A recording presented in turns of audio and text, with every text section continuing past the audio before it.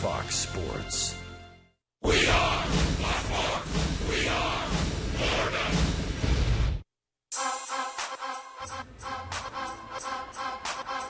All we do is win big, win big, win big, win big.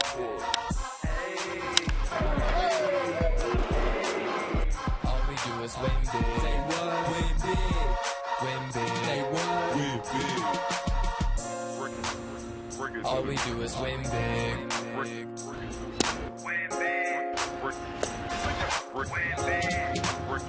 All we do is win big. Bigger and better. It all comes together when I'm balling, hear my name calling.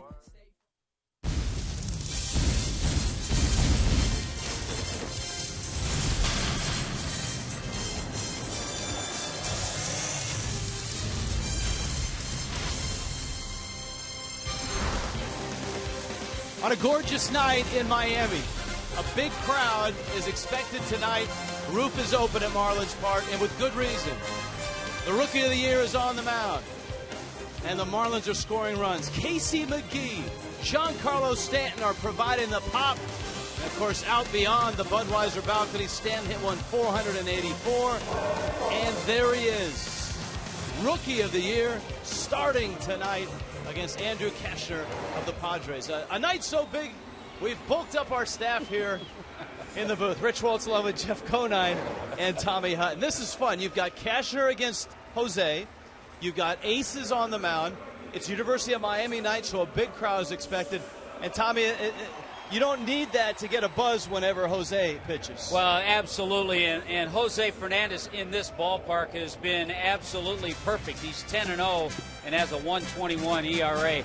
His one game against the Padres last year, he went 8 innings, gave up 2 hits, no runs, and had 10 strikeouts. He needs to keep that same streak going right now. What I love about Jose is the guy's never satisfied. I think he was a little disappointed he didn't go longer than 6 innings. Wasn't really happy that he gave up 5 hits. This guy wants to throw a no-hitter every time he goes out there. Well, he's going out there against a Padre team that's having trouble scoring runs. That's the bad news for San Diego. The good news is Andrew Cashner's on the mound. From August on last year, Tommy, this is one of the better pitchers in the game. This is a big guy, 6'6", with a power arm, has a good changeup as well, and from what I've been told is a tremendous competitor, too. Yeah, you're talking about a guy that there might be a little radar gun envy on the scoreboard tonight. We'll see who wins that battle. So that really happens among starting pitchers, huh? It really does. Watch those guys look at that board every single time they throw a pitch. They know. We'll be looking at the board tonight as well as the Marlins get set to take on the San Diego Padres. Aces on the mound. Jose Fernandez and Andrew Cashner. Starting rotation has been dynamite. When we return, Craig Minervini and Preston Wilson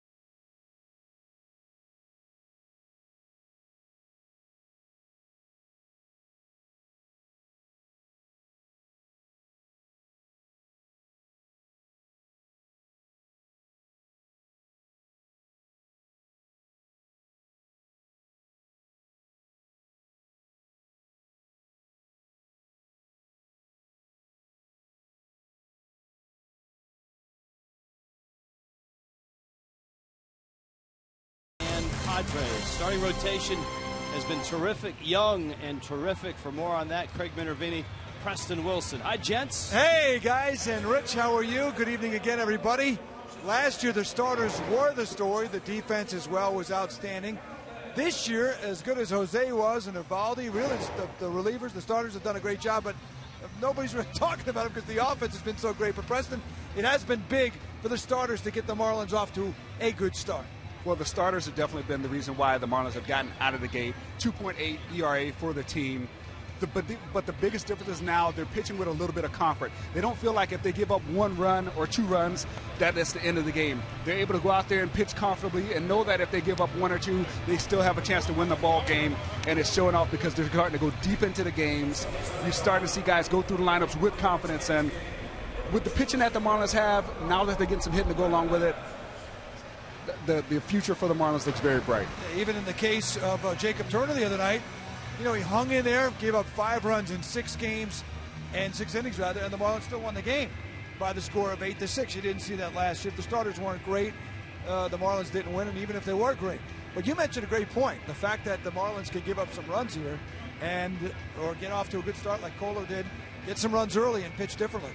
Oh, absolutely. Now when you see the Marlins go into a game and the starter feels like if he gives up the early 2 or 3 runs, Redmond isn't really looking so early for those matchups down the line because he knows that the lineup can get it back in the game. And I want to point out 2 big things. Brad Hand with the 3-inning save and Kevin Sloy with the innings that he gave you the other night. Performances like that keep the starting pitching in line. It keeps the bullpen in line. So you're getting contributions from the whole team that's putting the Marlins in the situation they are right now. Boy, with Preston Wilson in the post game right now, enjoy it. It's a great matchup tonight. They're looking forward to it in San Diego, and they are looking forward to it in South Florida. Good crowd tonight as well.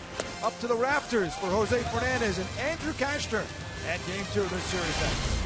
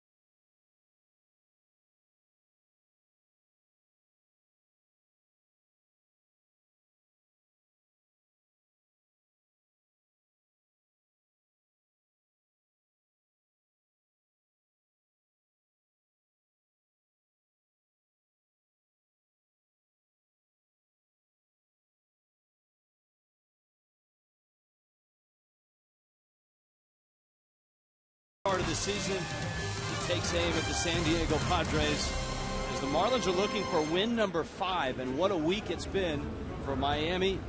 100 losses last year, a 4-1 start this year, and Fernandez will go against a Padre team that has struggled out of the gates in 4 games. They've scored just 8 runs. Yeah, he's working with Jared Saltalamacchia. Fernandez stares in. Everett Cabrera, Pinch-A-Penny's first pitch is a blistering fastball for a strike, and we're underway. Marlins winners last night, 8-2. Lots of offense and very good starting pitching. Tom Kohler. Cabrera, the speedy switch-hitting shortstop, fouls it off. Will Venable, Chase Headley to follow, along with Jeff Conine and Tommy Hutton. Rich Waltz with you tonight.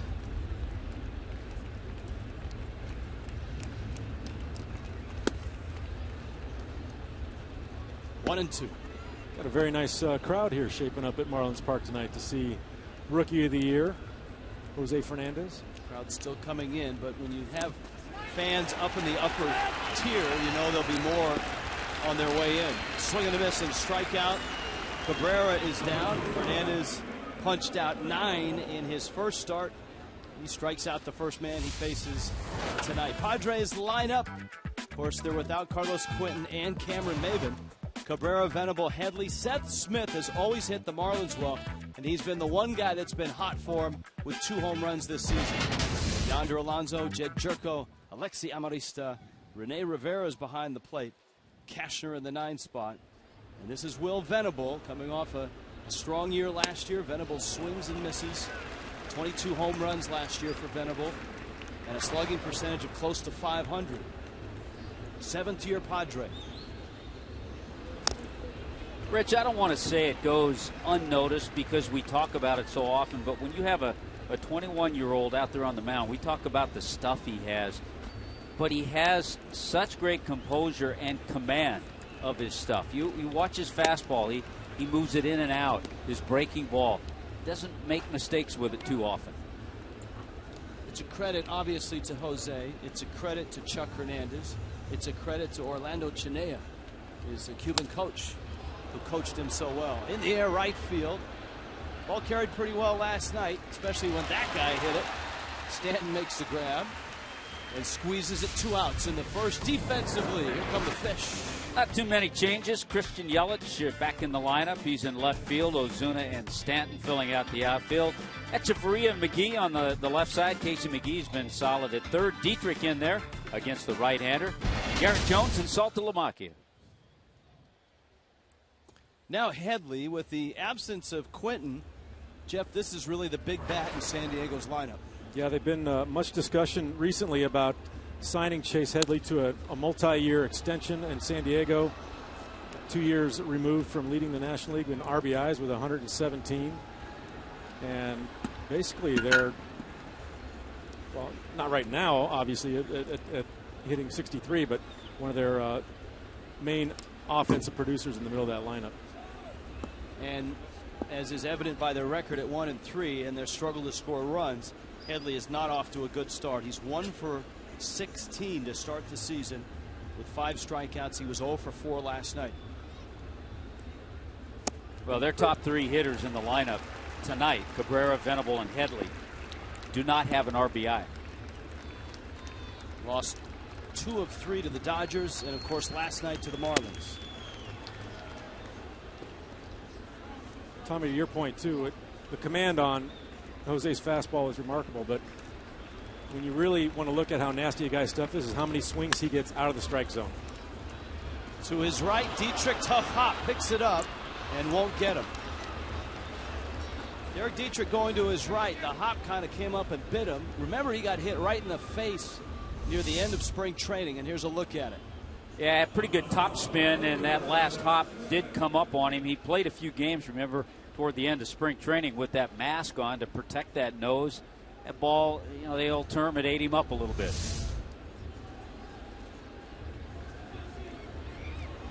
It's a base hit. So a bad hop base hit. I don't know if I agree with that. That's actually a little shocking to me. Yep. I already wrote down error. Wow. Here is Seth Smith. Seth Smith, 3 for 10. But 2 of the 3 are home runs.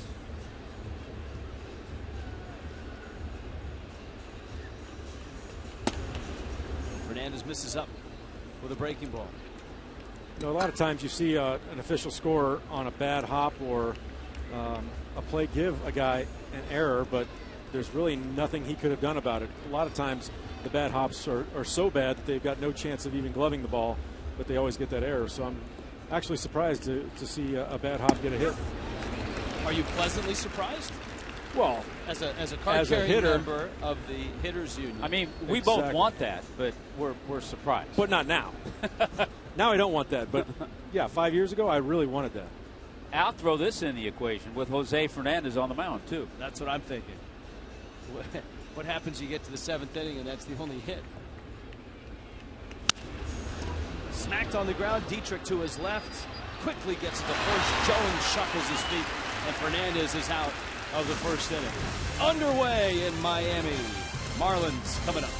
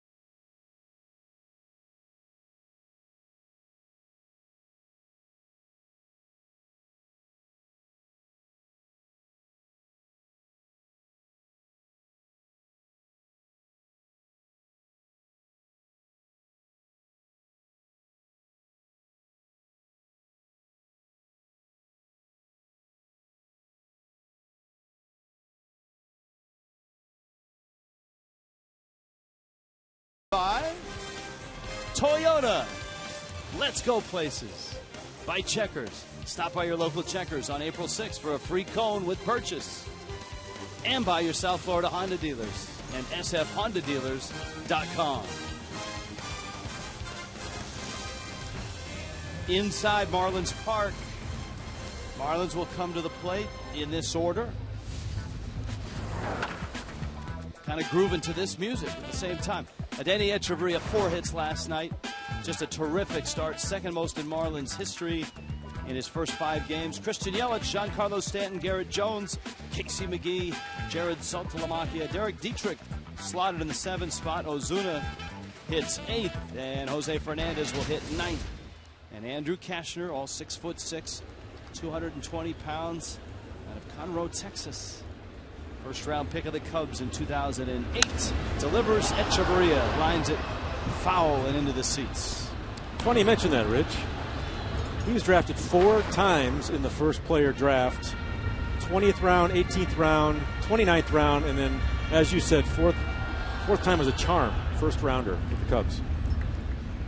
And of course, the Padres thought so much of him that they gave up Anthony Rizzo to get him. Rizzo, of course, a local kid, now the first baseman for the Cubs. Echeverria is out on the bouncer.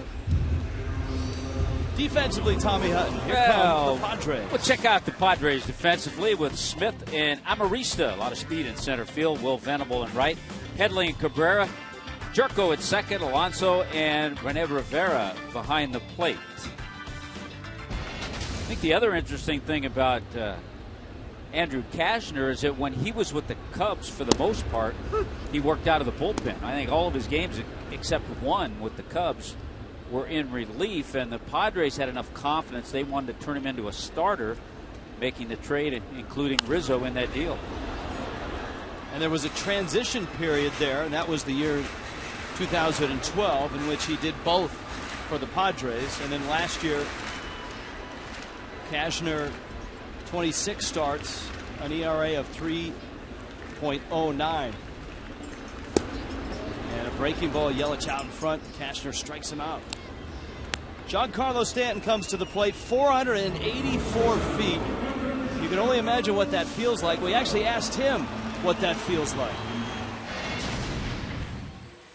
To me, it feels pretty much like nothing. It feels like cotton would be around the word, maybe hitting clouds. You know, it's a weird feeling. Usually, the ones you hit that go like 3 feet are the ones that you can feel the most. But when you really barrel a ball, it's money. You don't feel nothing.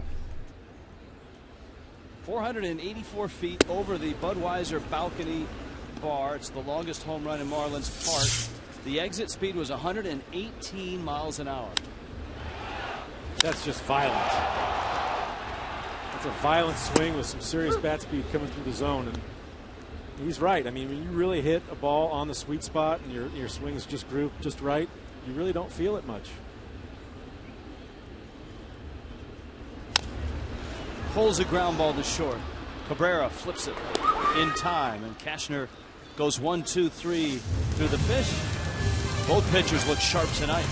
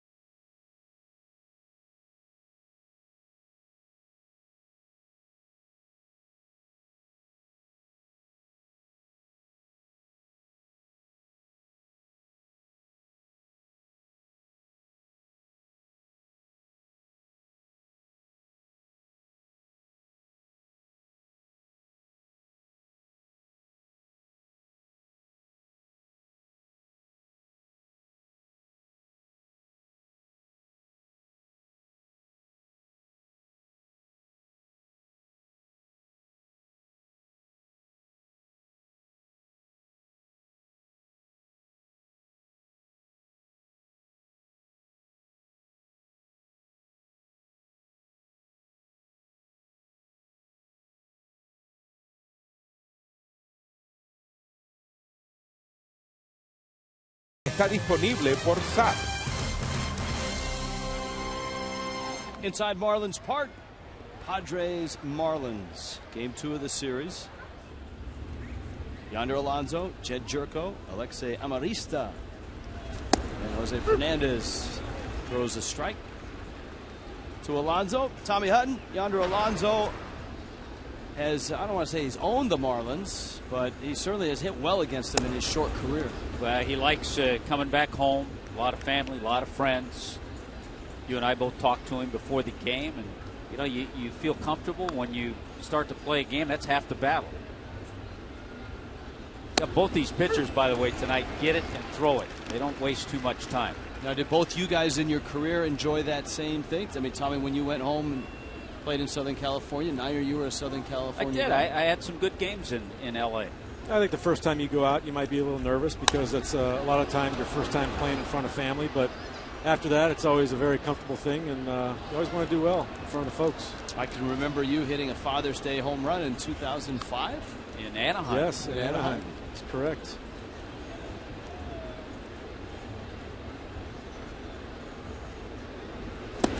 Swing and a miss. Not so good a homecoming there as Alonso strikes out against Jose Fernandez. A pair of strikeouts. Now that's dedication. Because you got to clear a spot for that, right? Or does that just go right in? It looks like it's etched in. Very nice. Jed Jerko goes after the first pitch. And it's 0-1. I think a lot of hitters early in counts like to get after and try to swing at Jose's fastball because the defector comes later on when he's ahead of the count. That's his strikeout pitch, and they do not want to see that pitch.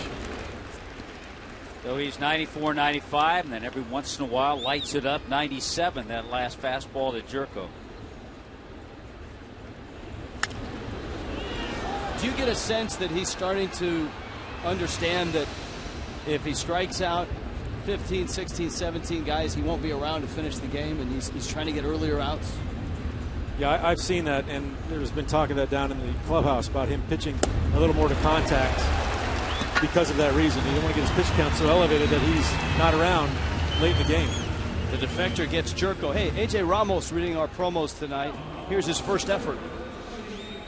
Give your group an experience they won't forget with group outing here at the park. From party areas, suite rentals to special event nights and fundraisers, you can experience Miami Marlins baseball through a variety of packages. Call 305-480-2523 or go to marlins.com/groups. That's pretty good. First time out of the chute, huh? It's amazing memory on that guy. Now, it's he memorized that whole thing. Veteran move by AJ with the glasses. Oh, come on. I thought he had to memorize those. 1 ball, 1 strike. Alexei Amarista, speedy outfielder. Amarista, versatile guy, can play all over the place. Venezuelan pulls it up the middle. Dietrich gathers, fires. Jones. Did he drop it? I think he dropped it. Jones kind of lunged after the ball and then fell over. Rob Leary immediately on the phone to see if the replay room got a look.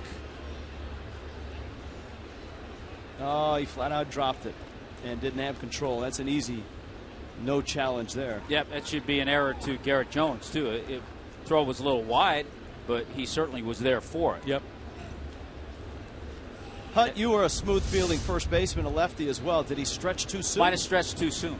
You know, the rule of thumb, and Niner, you played there as well. You get your feet set, and then once you see what direction the ball's coming, that's when you go into your stretch and go after it. Yeah, you're not supposed to move your feet until the ball's in the air. And I was always taught to expect a bad throw. Mm-hmm.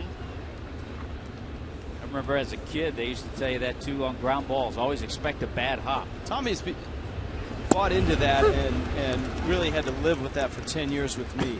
Expect a bad throw. Always expect a bad hop. The problem, though, all of a sudden now, in what could have been, and I can't, so far it's not a good night. They've given the error to second base. That ball should have been caught by Garrett Jones. Wow. Wow. 0 for 2.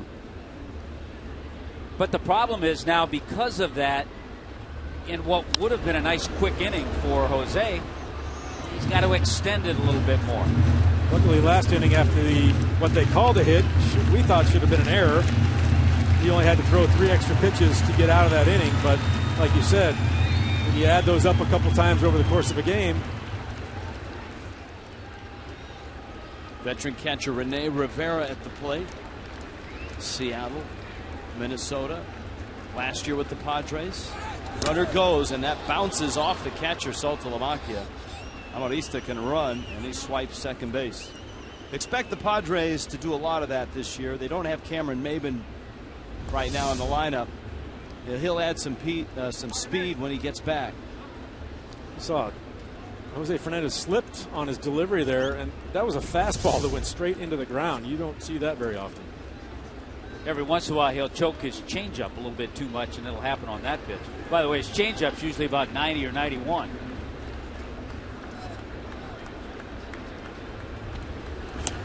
Swing and a miss, breaking ball. Bobbles, airs. Nothing seems to bother Jose Fernandez these days.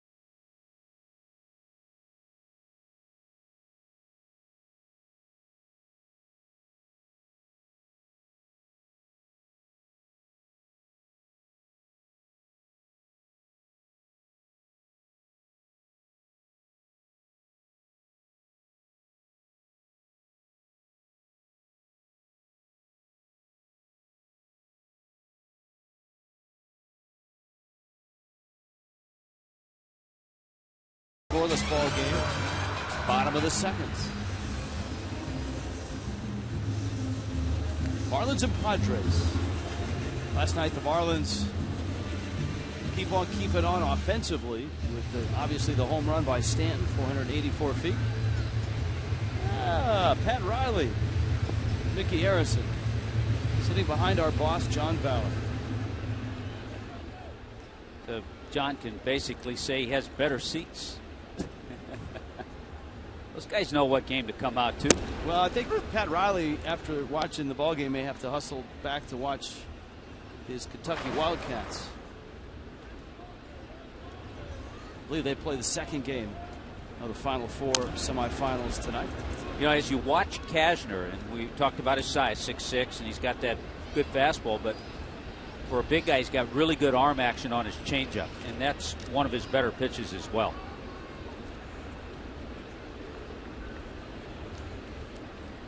Some will say he's the best athlete in uniform for the Padres.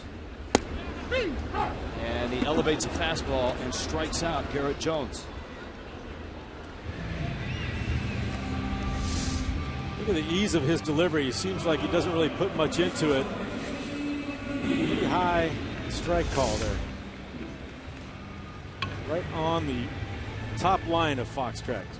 I said at the outset of the telecast that from late August on, Cashner was one of the best pitchers in baseball last year, but not a lot of people heard about it.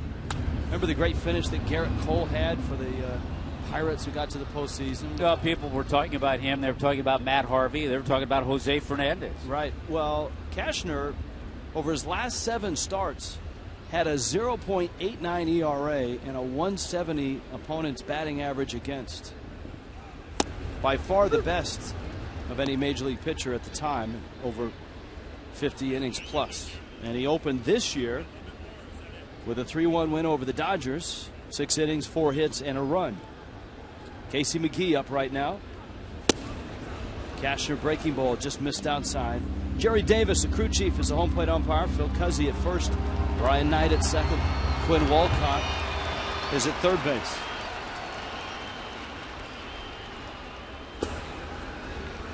McGee entered play as Major League Baseball's RBI leader with 10 RBIs in his first 5 games. And as you said, Tommy, in the pregame, what a great addition this guy's been, and such professional at bats like this one right here, going with the pitch the other way.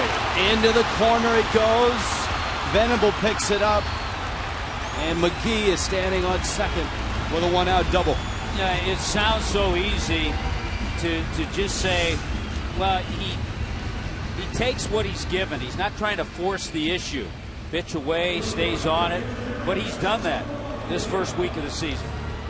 And he will admit that he didn't do that in his last year with the Brewers and the year where he was kind of between teams. He got away from what made him successful, what got him to the big leagues. See, I think he didn't quite say this in these words, but he kind of got Homer happy.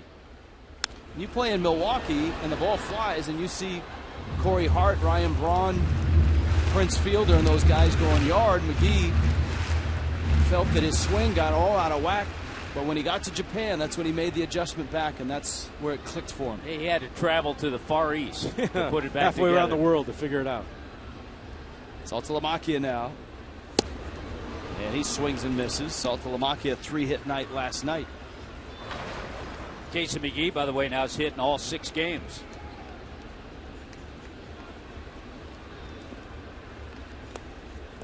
Marlins offense as a whole ranks first in just about every major league category.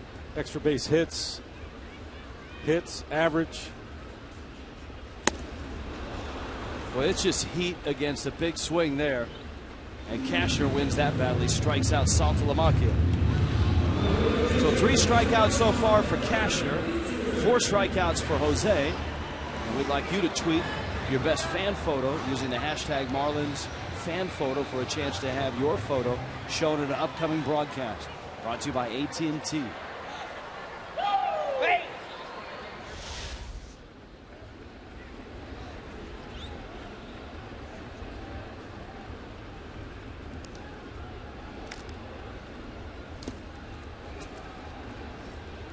Off-speed pitch in the dirt. Dietrich was ready for this matchup tonight, talking about watching a little video of a game where he hit a big double, had an RBI against Cashner last year.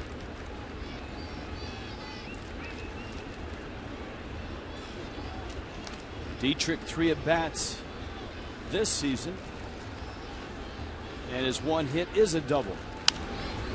Fouls it back, counts 1-1. 96 miles an hour. Cashner's part of that group, and Nathan Eovaldi and Jose Fernandez in there. Even Anderson Alvarez sneaks in. The Fangraphs group of hardest throwers. Average fastball velocity last year. Cashner's average was 94.5. Eovaldi's was up in the 96s, and he was the leader. Dietrich pops it up. Let's see if it's playable. I don't think Rivera saw it.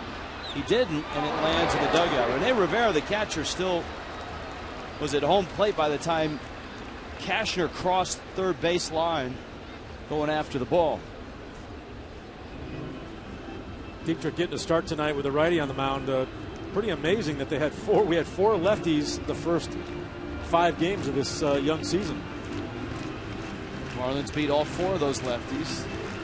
Lost to the right-hander, which last year was a big problem for the Marlins offense. They did not fare well against left-handed pitching.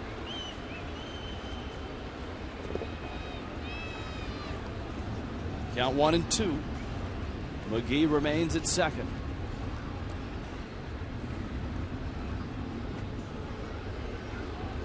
And Rivera trots out just to make sure he and Cashner are on the right page. It may seem insignificant, but you've got Cashner against Fernandez, and every run is precious here tonight.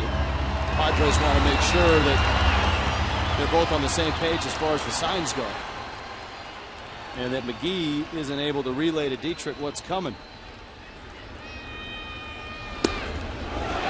And it gets by Rivera. It didn't look like he was crossed up. Looked like it just got by him. He's tapping his chest protector, saying, yeah, my fault there. That one he put about 4 extra miles an hour. It was a 98-mile-an-hour fastball. I mean, he wasn't expecting the extra velocity.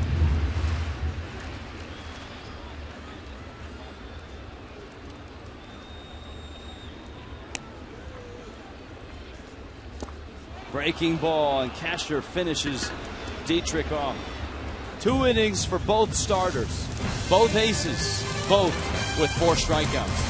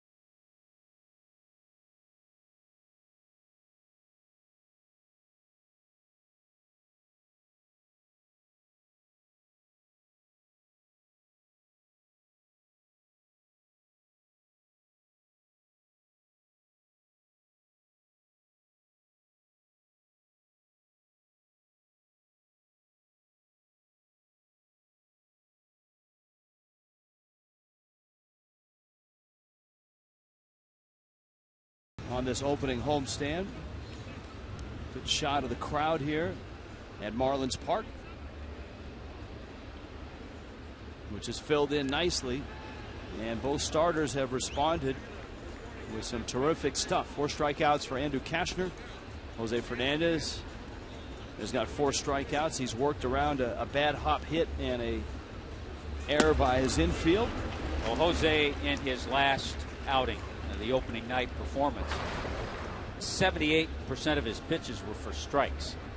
He didn't walk anybody, had 9 strikeouts in that game against the Rockies. We told you that Cashner is a terrific athlete, and by that swing and the numbers last year, a homer and 3 RBIs, he can handle the bat.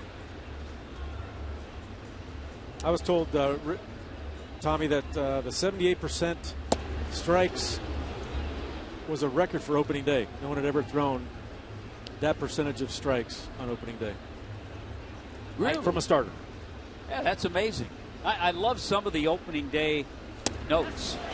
Strikeout number 5. I think I actually put that in before he struck out Cashner. And we had the stat from Fangraphs that last year his breaking ball had the most horizontal bend to it than any in baseball.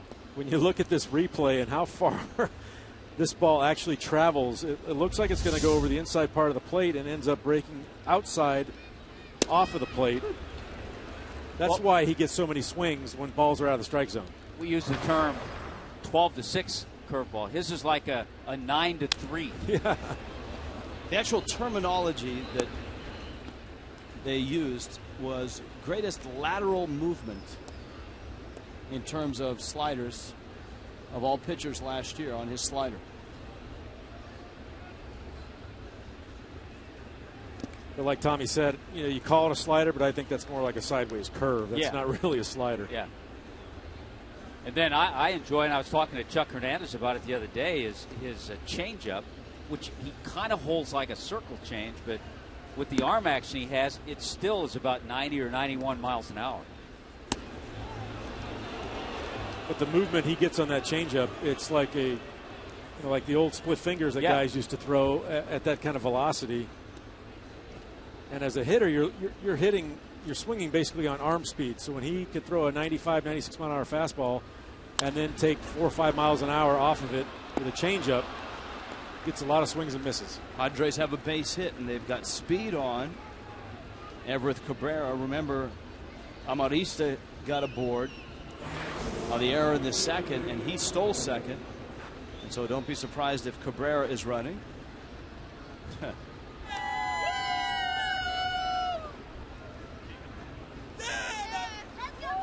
Now that's out in left field, and you better be careful out there, because last night there was a missile and it landed behind the Budweiser bar.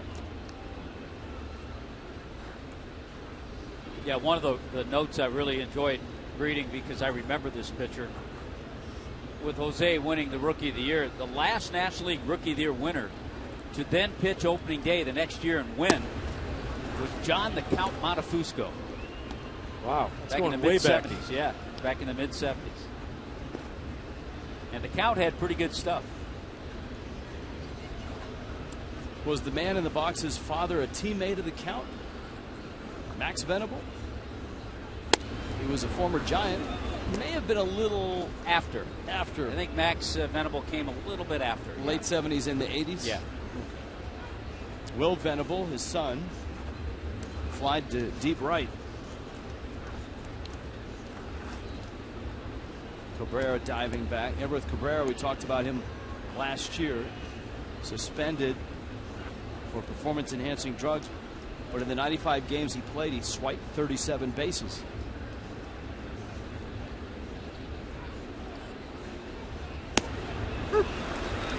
Not only when you watch Jose Fernandez pitch, okay, the stuff is tremendous, the curveball, fastball, whatever, but he's so conscious of giving his catcher time to throw.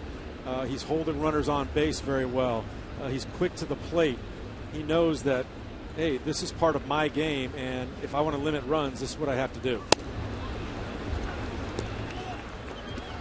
And you hope he's not paying too much attention to Cabrera at first base and just losing sight here, falling behind 3-1.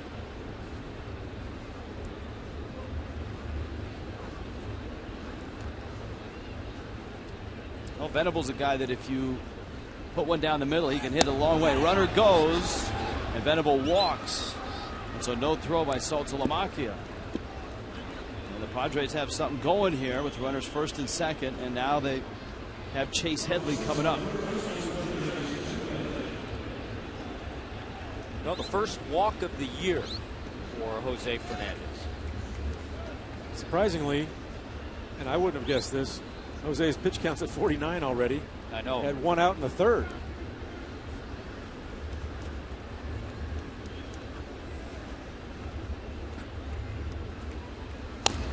Into the bat. Now Headley hit that bouncer that hopped up and hit Derek Dietrich in the midsection. Headley beat the throw to first and was given an infield hit.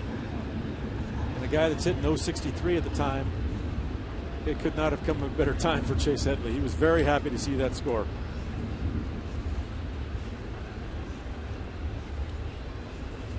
Yeah, the 1 for 16 start.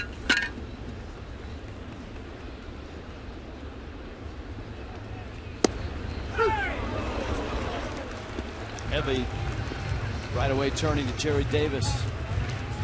Fox track shows that Jerry's on it.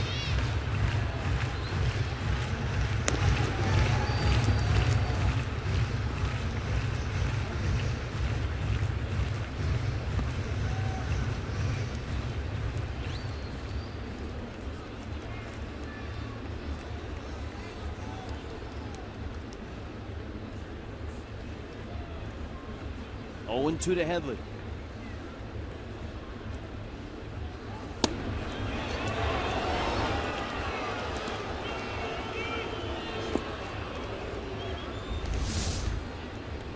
This is a favorite of Jose's on a left-handed batter to get that curveball, and it breaks so much, as you were saying, Rich, that the left-handed hitter will almost give up on it, and he's hoping to hit that outside corner.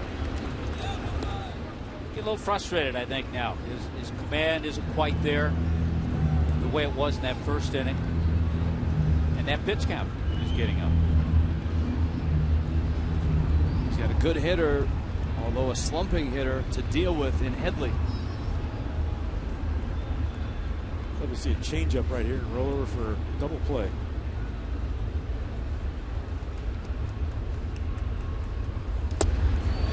It's out. The heater. And they count now 3-2.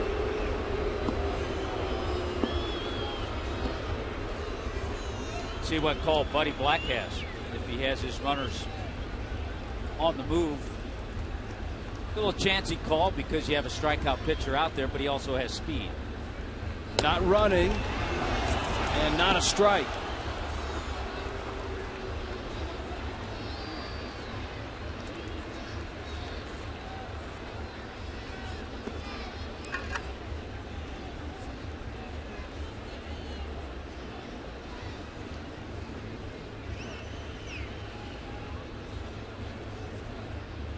Good call right there for Saltalamacchia and McGee to get out there and just try to calm the 21-year-old down a little bit.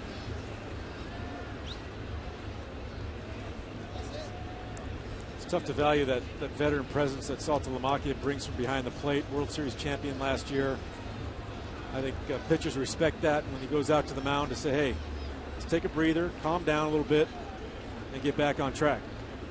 Infield back for 2. And they might get it here. Dietrich shovels. Echeverria turns. Got him. Double play. Echeverria flipped a bit. Got clipped on the relay, but got it there in time. And Fernandez gets out of trouble. Seth Smith 4-6-3.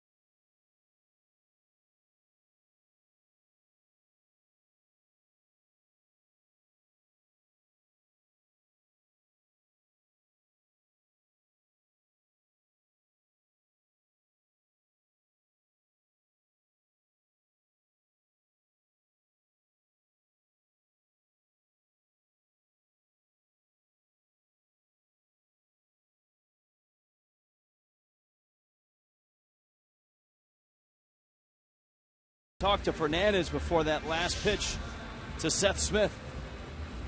Niner, they may have been talking about that changeup. They heard me. They were on the headsets down there, and I think they relayed it to him. And great pitch, changeup away, roll over, double play. That has to go through New York first, and then it's relayed down below. That's why it happened to pitch later, because it bounced off the satellites. It didn't quite get to him. Here is Ozuna now. While Conine Command Center. Well, Fernandez has struggled a bit, even though he hasn't given up a run. Cashner has looked really, really good. Yeah, and his pitch count about half of Jose's. Bouncer. Long throw. Safe at first. Terrific play by Cabrera. And Ozuna legs it out, and that sets up nicely with a leadoff hit here from the 8th spot. Yeah, Everett Cabrera got to that ball. He never really was going to have a chance to get Ozuna. We've seen Ozuna the way he gets up that line, but Cabrera made it close. I think there's only one shortstop in the game that can make that play right there, and we just saw him leave a couple days ago. Troy Tulowitzki. Because of the strength of his arm. If I could pick one shortstop to give it a shot, Andrelton Simmons. Yes, another good one. But you're right about Tulowitzki and arm strength. That one got away from Alonso, and he was desperately trying to chase it down. He wanted to come back fair. Yeah, he wanted to get it before it came back. Had a little more scoot on it than he thought. Fernandez turned into a really nice bunter and a guy that takes it seriously. The hitting part, the bunting part, he really embraced it last year and did both of them well, especially near the end of the season. Cashner, good athlete, pounces and gets the out. And that's what we were told about Cashner. There are a lot of pitchers don't even attempt this, but because of his ability, he made it look pretty easy. Yeah, he pounces on this ball. He knows get to it quickly. Got good communication saying 2-2-2 because his defense behind him knows how good an athlete he is and knows he can make that play. And when he came off the mound to field it, his body was in the perfect position to turn and make the good throw to second base. I'm not saying he's a Gold Glover or a multi-time Gold Glover or the guy that's won the most Gold Gloves ever, but when I asked a few Padre folk about Cashner on the field, they say he's like a really tall Greg Maddux. Now, Maddux was maybe the best, he and Jim Cott, the best fielding pitchers ever. But that speaks to the athleticism that Cashner has. Yeah, it's 6'6", 220. That's pretty amazing.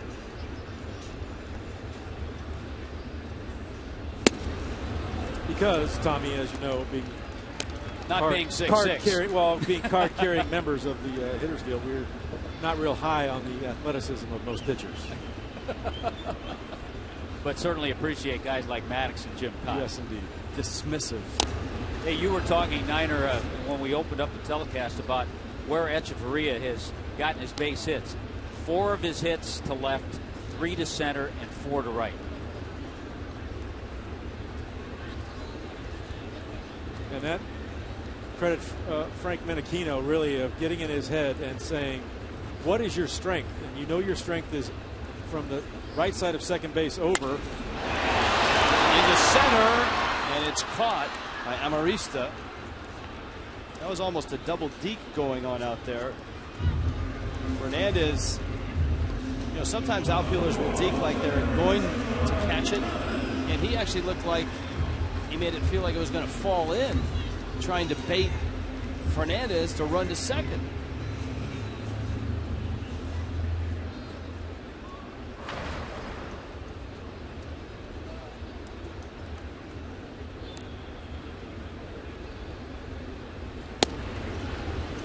Yelich,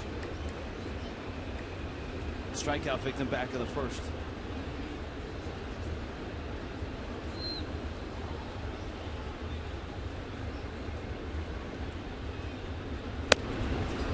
Tommy, what have you seen with Yelich? I have always said he's a player that's going to be able to make adjustments as a young player. And what have you seen so far in this season that he might not be doing? You know, the first couple of games, he was staying with his game plan, and I thought he hit some balls well it didn't turn out to be out. But then when you're a young hitter, it starts to get in your head a little bit. And I think he's gotten a little jumpy at the plate. Yeah, especially early in the season when you're looking at that board and the averages are so low, even though a 3-hit night will turn it around. Boy, keep another thing, Rich and Niner, in mind. We've talked about the 3 innings that Jose's pitched, the pitch count. Now here he is in this inning, having to be out on the bases for a good part of the inning. At least in this inning, the Marlins are putting a small dent in Cashner's pitch count. That's his 40th pitch. Jose at 56.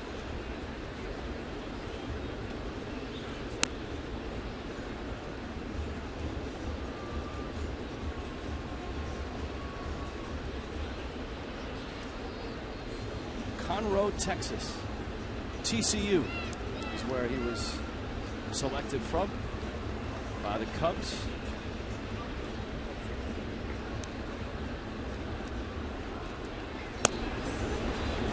And Yelich takes out.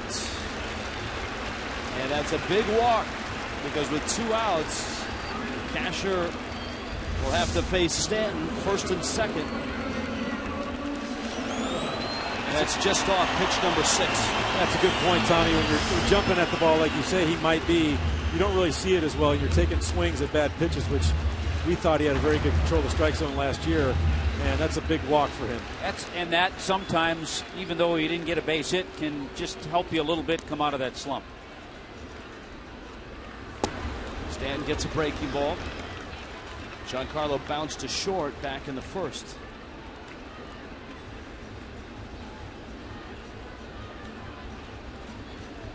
Stanton 0 for 5 against Cashner in his career.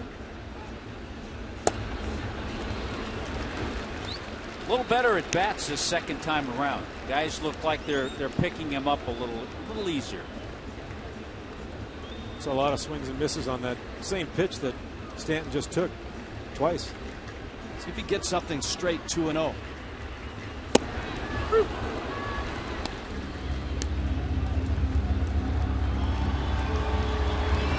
This would be a kind of guy that you'd need to see at least once through the lineup to get comfortable with, especially if you haven't seen him before. He's very, very easy delivery, but great movement and great velocity at the same time.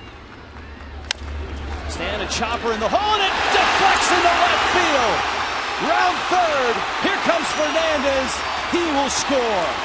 And Miami's on the board. An infield hit for Stanton.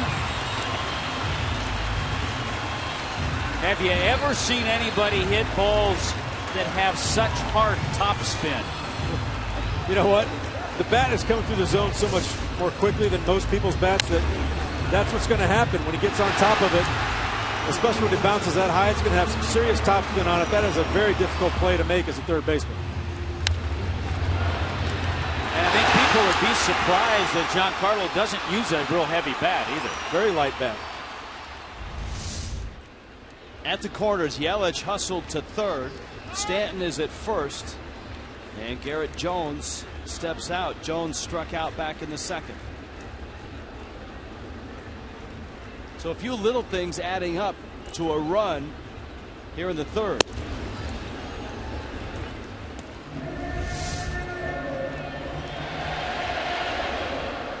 You got that real big hop off the dirt at the beginning, and then boy, you could tell it was going to take off when it hit the dirt in the infield. Cashner now is 2-0. The Yelich walk was enormous. That brought Stanton to the plate. And now Jones is ahead in the count, 2-0.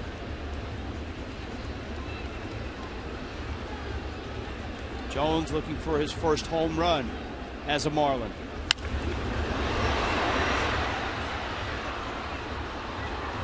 On cue, that was a pretty good pitch to do it there, Rich. Right down the middle, fastball. A little bit late on it. Well, there's a reason I trotted it out on 2-0. That's experience there. That is. You've done this before, haven't I figured he'd get a good one to hit.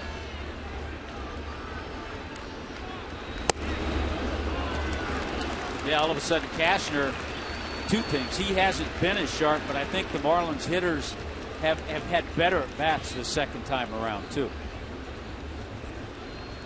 With this pitch, his pitch count is now at 50.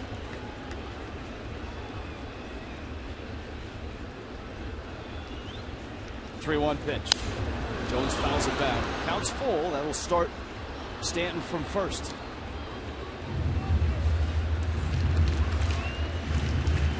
Well, maybe that inning on the bases was worth it for Jose Fernandez. He got to score the run. Cashier's pitch count is approaching Jose's. I mean, he rides his bike like 600 miles a week, so one trip around the bases is nothing for him.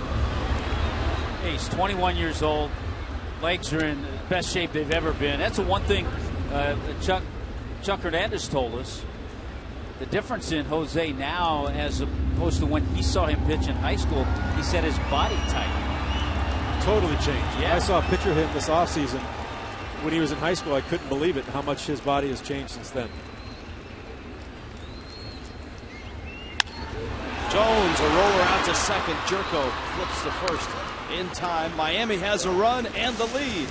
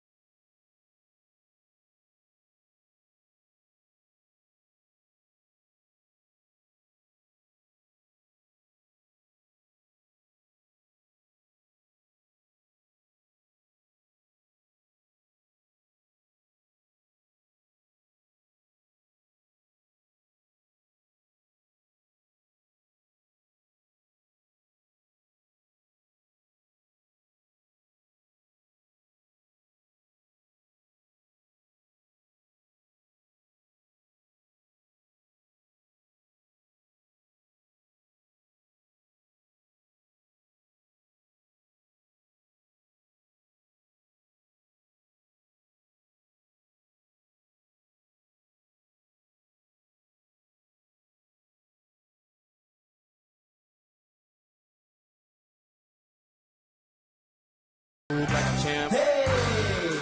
Bright as a lamp, loud as an amp. I am a champ. Hey! Champ. Hey! Champ. In Miami tonight, you can see the dirt on the side of the pants. Jose's been working hard. He doesn't like to use the rosin. He'll just put the hand in the dirt. Miami has a 1-0 lead over San Diego. Let's check in with Craig Minervini. Craig? Rich, thank you. This is the hot suite here, the Founder Suite 13. A couple of foul balls just came up here during the last inning or so. It's University of Miami night. Kind enough to join us is Dr. Tom LeBlanc, the provost at the University of Miami. It's a big night. A lot of UM people are here, and you got a couple baseballs too, Doctor. Well, it's a great night for the University of Miami. This is our employee day with the Marlins. We've had over 5,000 of our employees pick up tickets to bring their family. We think we've got maybe 20,000 UM employees and their families here tonight. Well, that's great, and there's a lot of initiatives going on at the University of Miami. Tell us about it. Well, one we're really excited about is the opening of a new ambulatory care center on our Gables campus. It's a 200,000 square foot facility that'll open in 2016. It'll have urgent care, it'll have outpatient facilities, imaging facilities, men's and women's health. And so our students, our faculty, our staff, our neighbors in Coral Gables and Southern Miami-Dade will have a very easy time coming to the Gables campus for their healthcare needs. I know a lot of the players, and we went up last year with the anti-gravity machine here at the part of the U Health. They have a nice little office here that you can do a little training and exercise. Well, we've got fabulous physicians, and we're trying to make them available to our entire community. So we're here in Marlins Park, we're in the healthcare district, we're in the Gables campus, we're in Palm Beach. The incredible research of our faculty is being spread and improving healthcare throughout South Florida. Good to hear. Thanks, Doc. Enjoy the game here. Thanks very much. All right. It's a good one. What a good night to have University of Miami night. As luck would have it, you got a great matchup, too, with Jose Fernandez and Andrew Cashner. Back to Rich, Tommy, and Jeff Conine. And, Craig, you've got a couple of Hurricanes in uniform for the Padres. Yonder Alonso, Yasmani Grandal. Grandal's not in the starting lineup. Alonso just bounced out, and Jed Jerko rolls it out to Echeverria, who fires to first in time. Jose Fernandez could sure use a quick inning here and get himself back in the dugout, keep the pitch count low as he tries to get through the fourth. He's got the first 2 outs. Niner, what have you and I picked up already in this inning? Changeup. Changeup. He's going to go back to that changeup, I think, with that left-handed, all the left-handed bats in San Diego's lineup.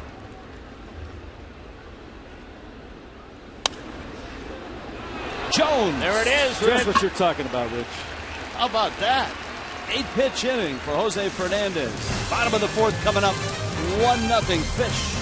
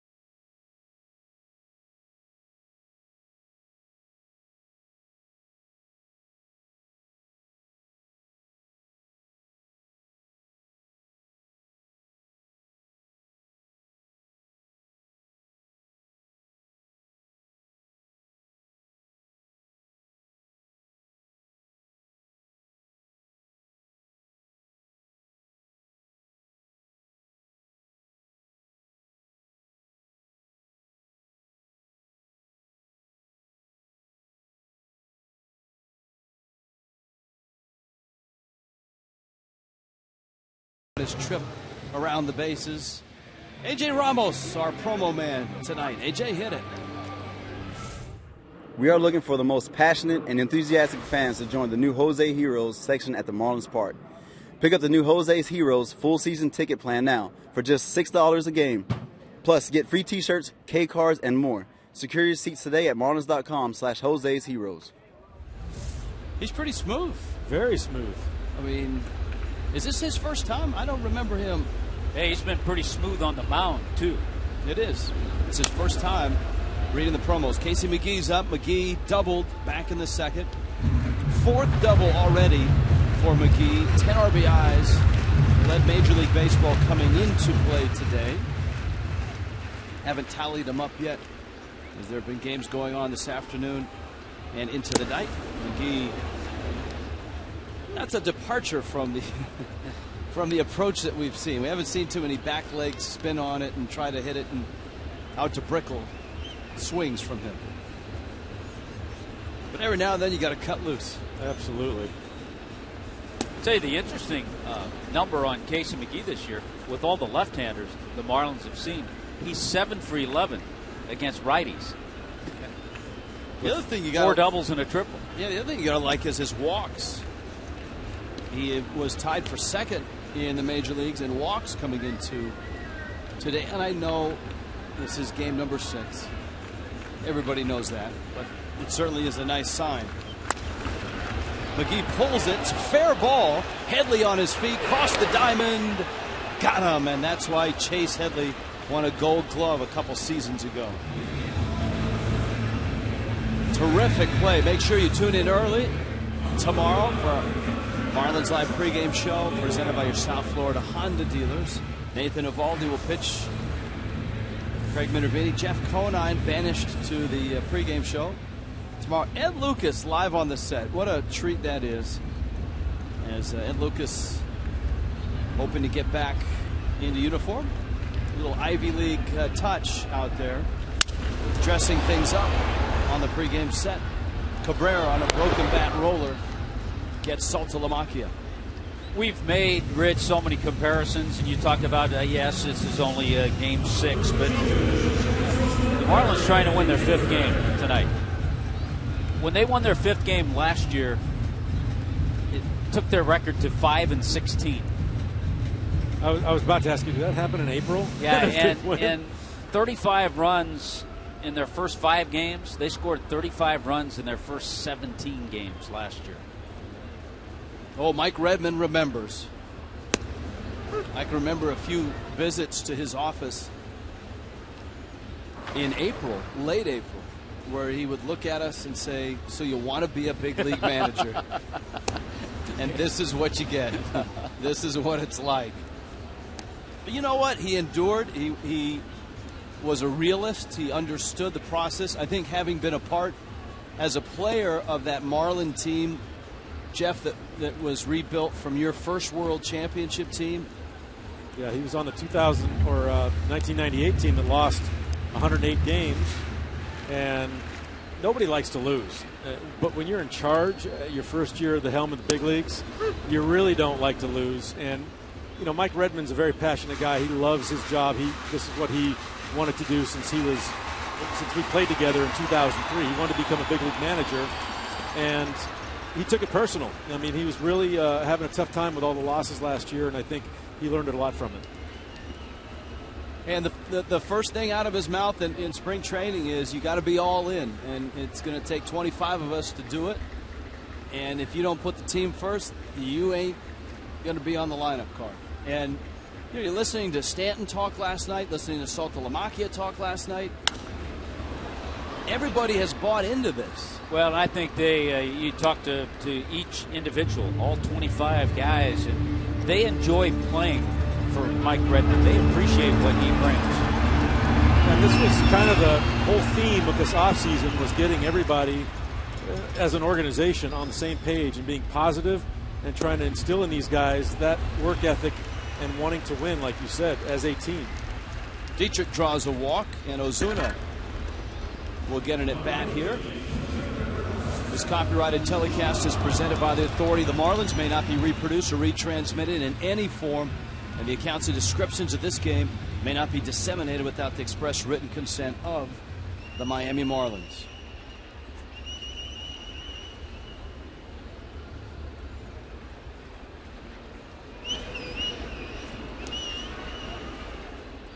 It's great to see Marcell Ozuna get off to a great start. Spring training was really rough on him. Boy, it was rough. You know, as an outfielder, I got to work with him a lot, and in the beginning of spring, he was very talkative and boisterous, and then as he started struggling at the plate, he became much more quiet and reserved, and you know, he's a high-energy guy that I think everybody likes to be around, so it's good to see him get back on track and get some hits. Ozuna and Jerko leaps to make the catch. Marlins' 4th is over. Cashner exits. Miami has a run. Maybe that's all Jose will need tonight.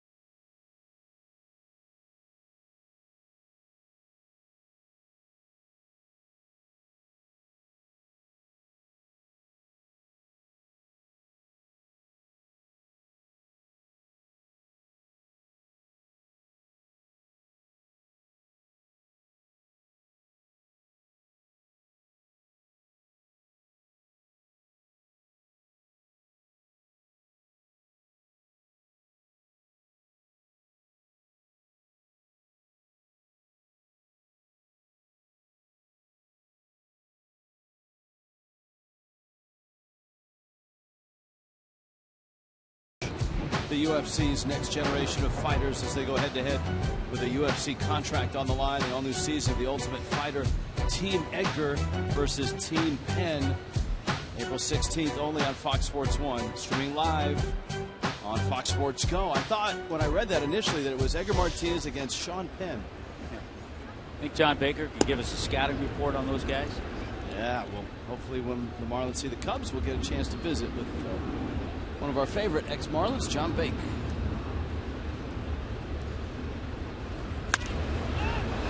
Rene Rivera, high pop-up.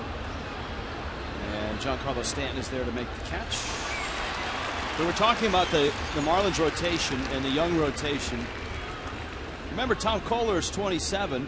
The Marlins rotation is the youngest in baseball. Kohler last night was terrific.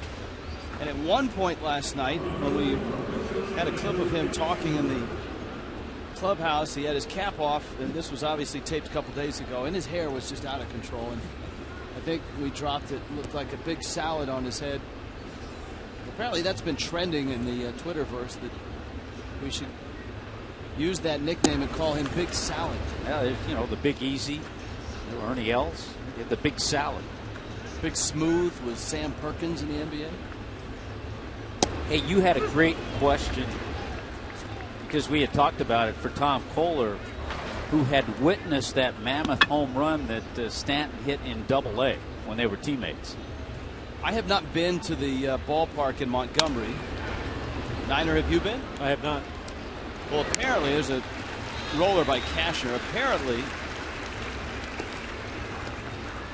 it's a big wall in left, and then on top of that big wall in left is a giant scoreboard, and on top of the scoreboard is the word biscuits, because it's the Montgomery Biscuits. And Stanton hit a ball that went over the B on biscuits.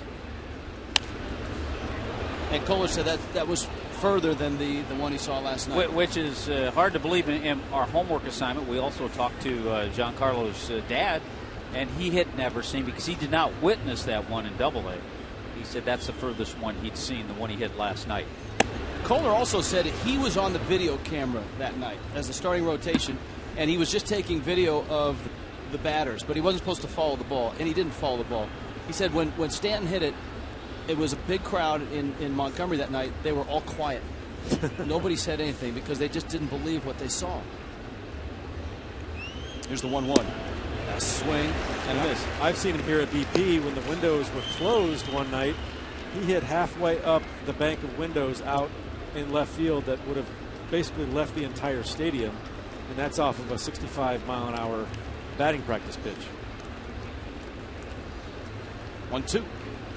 If anybody out there has a photo, and I don't have time, maybe we get the crack staff on it, and we include you folks out there on our crack staff. If you got a photo of the ballpark at Montgomery with that scoreboard, just to give us an idea, tweet it to us at Fox Marlins. That's our Twitter account. Echeverria, not in time at first base. Because I'd like to see that, since Kohler was able to describe it so well. It went over the B in biscuits. Which is, by the way, one of the great minor league nicknames. The Biscuits.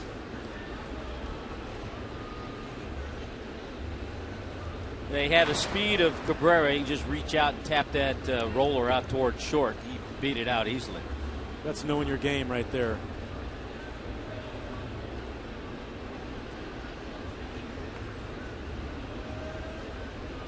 And Cabrera might not be stationary long. The Padres don't have a lot of pop in their lineup. They got Fernandez on the mound, but they stole second against him in the second inning. That was Amarista. Cabrera has that type of speed as well.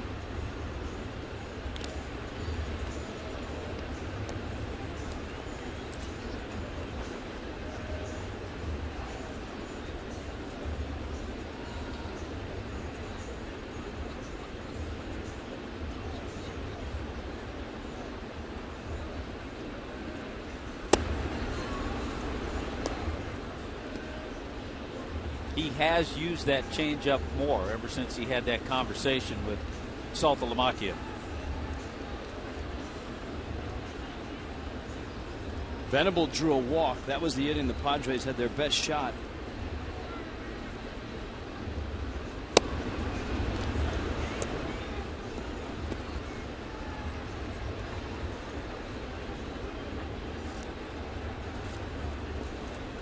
A check over to first. Everett Cabrera is there. Couple hits for Cabrera.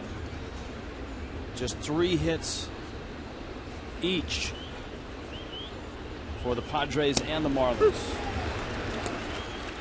That's more of the curveball than the slider. 81 miles an hour. The confidence that he shows in his breaking stuff on a 2-0 pitch. He could throw that for a strike, and like you said, he takes a little bit more off of that one, and it's got a more traditional curveball tilt from up to down. A little more downward motion. Saltalamakia's throw. Got him! Oh, what a pick! What a tag! Echeverria. It shows up as a caught stealing for Saltalamakia. But watch this. Wow, what a pick.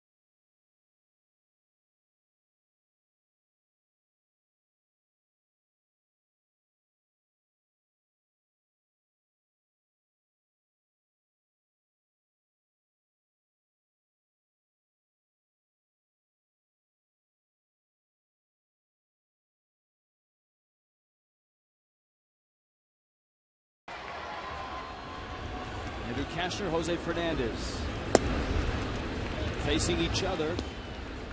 And it's Fernandez against Cashner to open up the bottom of the 5th.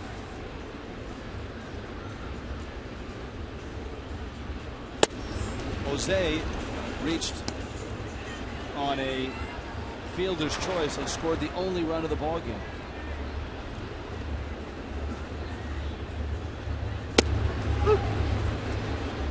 Fernandez takes the strike. Taken all the way there, trying to get the pitch count up a little bit.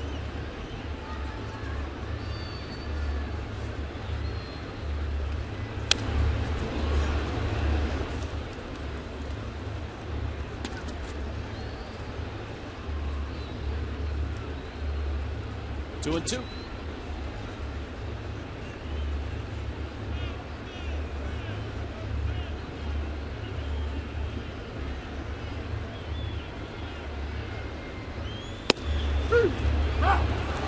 Down goes Fernandez. Cashner gets the strikeout. And there's an out here in the 5th inning. Fans, we want you to tweet your best fan photo using the hashtag #MarlinsFanPhoto for a chance to have your photo shown in an upcoming broadcast brought to you by AT&T. We're getting a lot of people, and our thanks go out to all of you who are tweeting in some great pictures of that ballpark. And that is a long ways. The biscuits, yes. We're rendering right now in the truck, and we'll have a shot of that scoreboard in Montgomery. So Daniel and Bobby and Tal and all the rest. Great photos. Echeverria standing in. And it's appropriate tonight where we had Cuban sandwiches delivered from the Taste of Miami. Our thanks to Little Latin America for dropping off the Cuban sandwiches. Kind of a tradition when Jose starts, but if you think about it, there are, what, 4 Cubans in uniform in this ball game tonight, 3 starting. Fernandez, Echeverria for the Marlins, and of course Yonder Alonso and Yasmani Grandal, born in Cuba. And you and I always marvel because so much is talked about the tremendous Cuban players that we have over here now, but Danny Echeverria is kind of the forgotten Cuban. He's usually never mentioned amongst that group. If he has another week like he had this week. He's had a better week than Puig. Yes, and Echeverria doesn't even have a driver to get him to the ballpark on time. He does it on his own. How does he do that?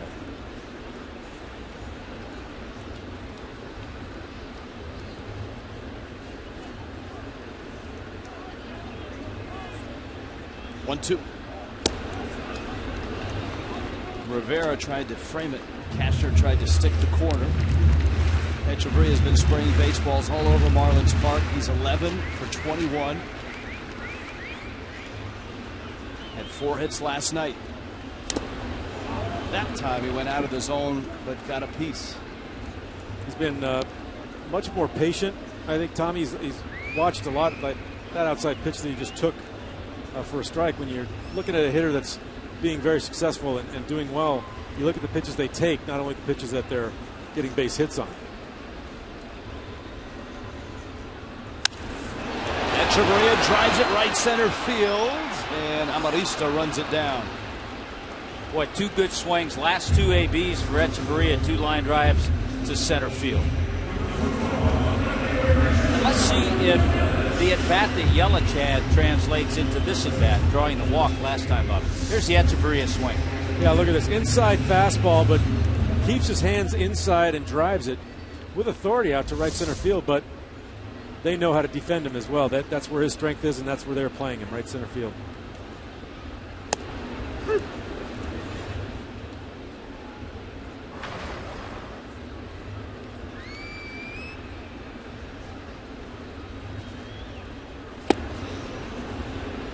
Giancarlo Stanton got the RBI on a chopper that was deflected by Chase Hetley into the outfield, but it was Christian Yelich who worked a walk against Cashner, who had been cruising until then, that set up the Stanton at bat.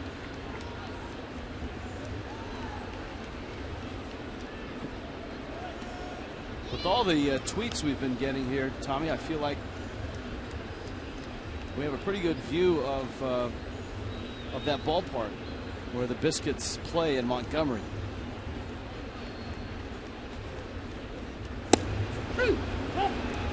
That would be strike 3 call. We'll show it to you when we get back.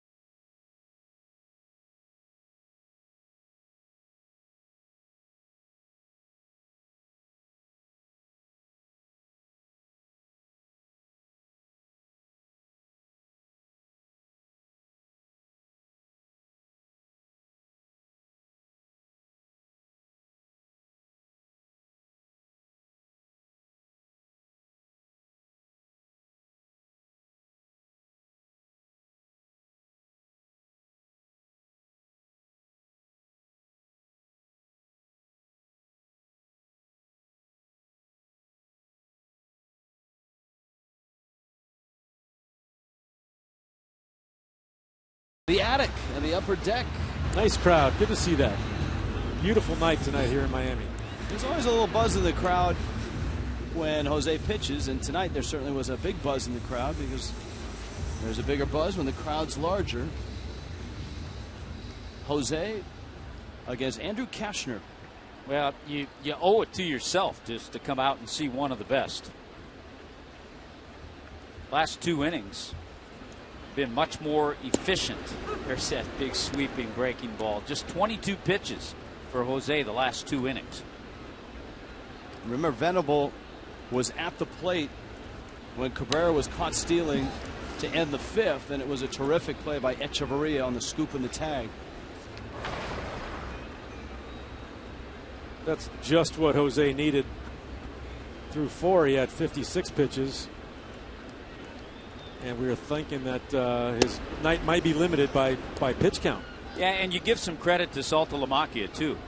Even though the throw short hopped, he got rid of it in a hurry and got it to second base quickly. And that allowed Echeverria to make the pick and tag. Venable swing and a miss. Saltalamacchia digs it out. Fires to first in time. A.J. Ramos back on the promos.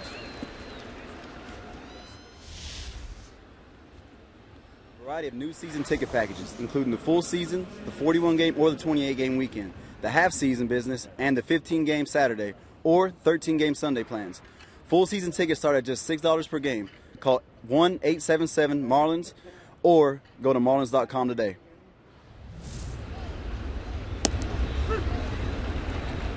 Three for 3 from A.J. Ramos on a nice, smooth delivery on those promos. He's nailing it. He's he nailing really it. is. Now, whenever someone comes on and does the promos, there's always the outtakes we get to see. I don't know if he had any outtakes. Which I still think some of the best outtakes we had as the bullpen A.J. starts to get loose were those of John Buck trying to say Mikusuki. Oh, my gosh, that was hilarious. That's forever preserved on the 10-run reel. Yeah, it's in the vault right now.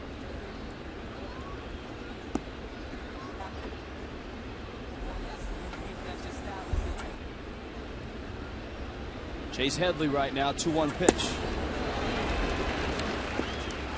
That was 2-2. The curve, a little more downward motion and not quite as hard. Well, you know, Tommy, and Rich, as a hitter, you want to put as much, well, for a pitcher standpoint, I mean, you want to put as much into a hitter's head as you can. And with Jose being able to throw that curveball at 79, the slider or slurve, whatever you want to call it, at mid-80s, and a changeup and a fastball, he's got them thinking about a lot of different pitches. Yeah, I'm actually thinking, I don't know why this came to my head right now. Things like that happen. But remember when Matsuzaka came over from Japan? It had names for all these different pitches. Jose's got all those pitches too. Different angles, different curves. The one that's more horizontal. He just didn't give them all names. Seth Smith is up right now. Tommy, you noted at the top of the telecast, for a guy that's 21, he pitches way beyond that in terms of poise. And I think tonight's a pretty good example, guys, because we saw he didn't have his best stuff early. Not everything that he threw was working. He had to find the right combination, the right tempo, and the right pitches, and he's done it. And there's not many 21-year-olds pitching in the big leagues to begin with, but not many veteran pitchers are able to do that on a nightly basis. He's given up 3 hits. Actually, one of those was questionable, and they've been singles. It's impressive when you have that kind of array of pitches. If something's not working on one night, you can go to something else and see if that is. And they're all plus major league pitches. So whatever combination he decides to use on any given night is going to work for him.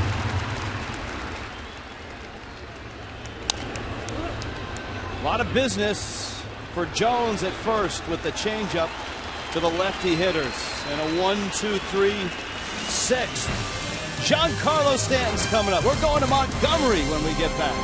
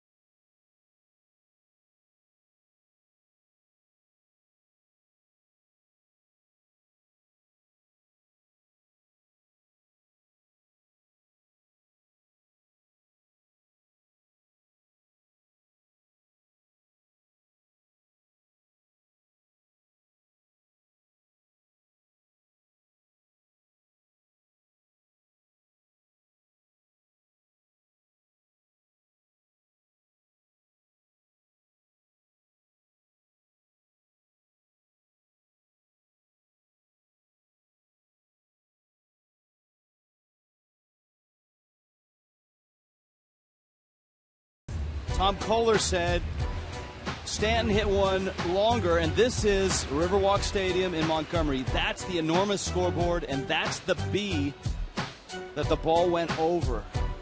Look how high that is. The scoreboard is back behind the wall. You see the 395 sign. But the scoreboard's actually up on a hill, and it's a huge scoreboard, and then the B is up on top of the scoreboard. Stanton pops that one up. Rivera is back, and he makes the catch. If we could see that again.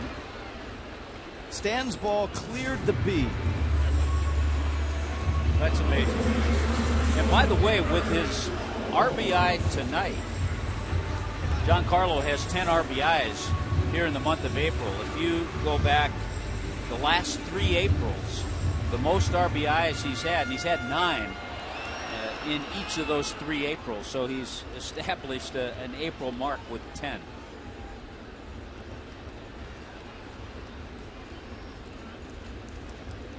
Our thanks to everyone that sent photos in of Riverwalk Stadium in Montgomery. On that subject, Tommy, in your career, do you have a memorable mammoth shot that you can, not of yours necessarily, just a memorable one that you saw hit that you just could not believe?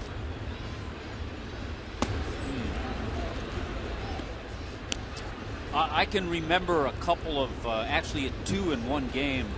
Greg Luzinski, 2 into the upper deck at Veterans Stadium. And I believe both off changeups. Wow.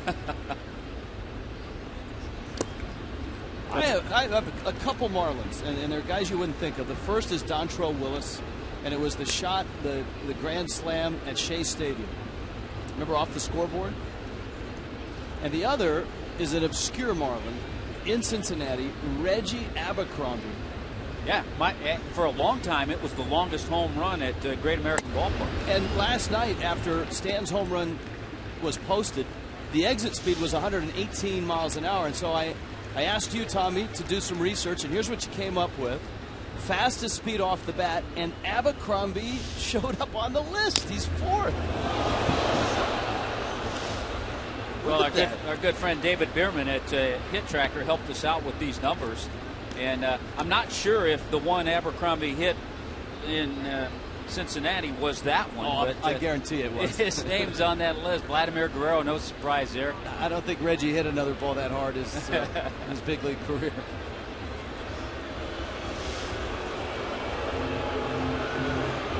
Garrett Jones lost the bat. Now, there's the bat. 2 things are happening here. Fans are mad because they took the bat from the fan. Whoever got the bat is going to get the bat and get to keep the bat. However, when you get a bat in the stands, you can't hold on to it for the game. What the ushers will do is they will take the bat and sort of like a coat check, a bat check. They'll protect it and keep it for you till the end of the game. Sometimes things happen in the stands, and someone might want to use that bat as something other than hitting a baseball. Now, maybe you guys, when you were growing up at Dodger Stadium and you were going to games in Anaheim, when I was going to games in the Bay Area, they had bat day. You could get a bat. Then they started handing them out as you exited. Exactly. Exit gifts. I thought you were going toward the Johnny Roseboro Juan Marichal. That was not a good bat day. But yes, bat day they used to have one. I was with the Baltimore Orioles. We were playing in Oakland, and they had giveaway baseball night. And Jose Canseco got thrown out at second on a very questionable play, and there was a big argument, and they threw him out of the game. And well, it started raining baseballs on the field, and I think that was the last time they ever gave away baseballs at a game. You see, now maybe they could go back to that because they'd have a replay of that close play. Fans wouldn't be so outraged because they get the call and right. They would be able to see it.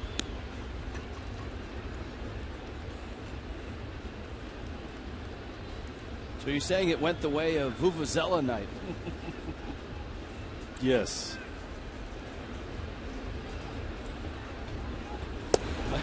My lasting memory of that was Dan Ugla going out to second base with big balls of cotton in his ear. Oh, was that the noisemakers they gave away at Pro Player? I believe are they Venezuelan noisemakers? They're for the soccer matches. They were effective. They were effectively noisy. Here's a 1-1. Smoke to the left field, and Casey McGee's hot season continues. A double and a single tonight.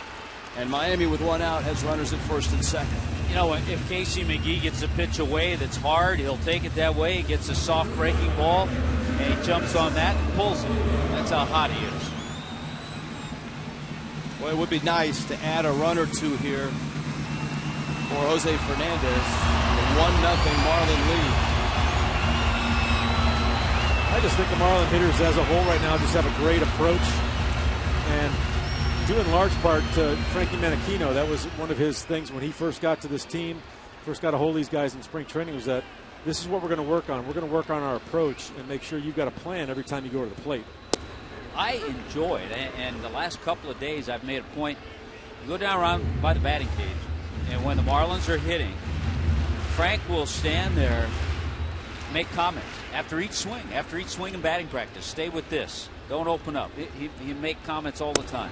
It's great to see. Yeah, when you're constantly tinkering with a swing, you always want to try to make adjustments, and he's there to help you make those adjustments so you don't have to think about him in the game. Ball and a strike to Saltalamacchia.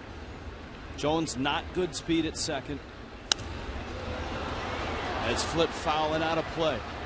Because, you know, his title is hitting coach, but he's really psychologist. Well, there are a lot of great hitters that were lousy hitting coaches. Yes. And there were a lot of mediocre hitters, and Menachino admitted to us he was that turned into great hitting coaches. So much years ago, you used to hear of Walt Reniak. Not much of a hitter, but a terrific teacher.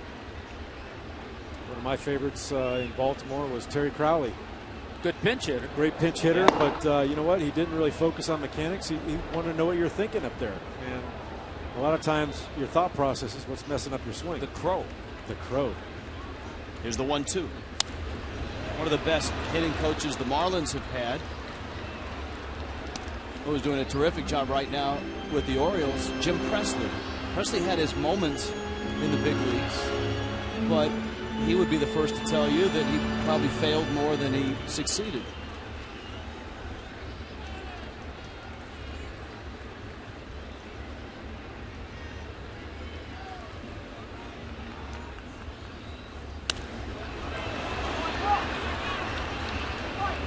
Saltalamacchia fouls it off.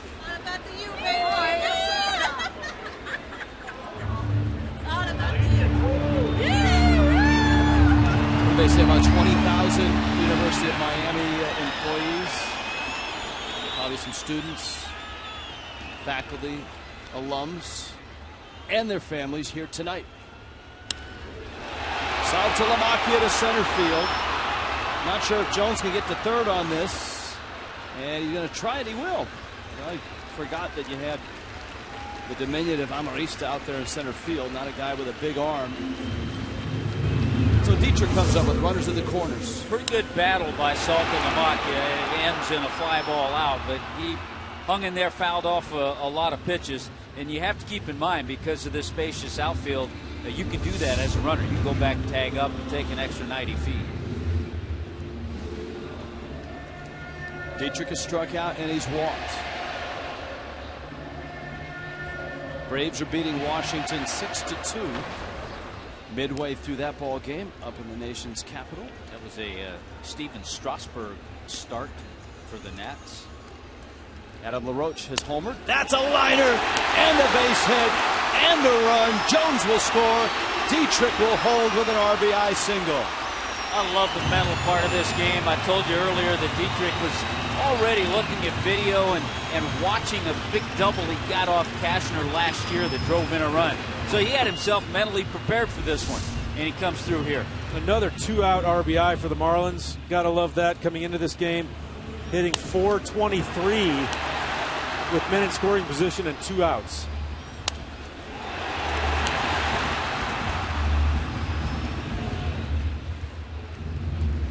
And you know the importance of Jones taking third base. That was a well-hit ball to right.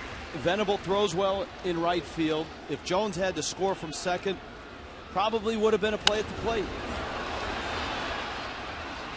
But he was able to scamper to third on Saltalamacchia's ball, and he scores on Dietrich's hit. Ozuna now with McGee at third, Dietrich at first.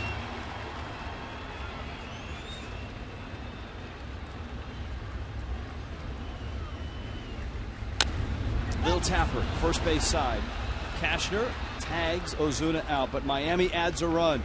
And on a night where Jose Fernandez is chucking, it's a big one.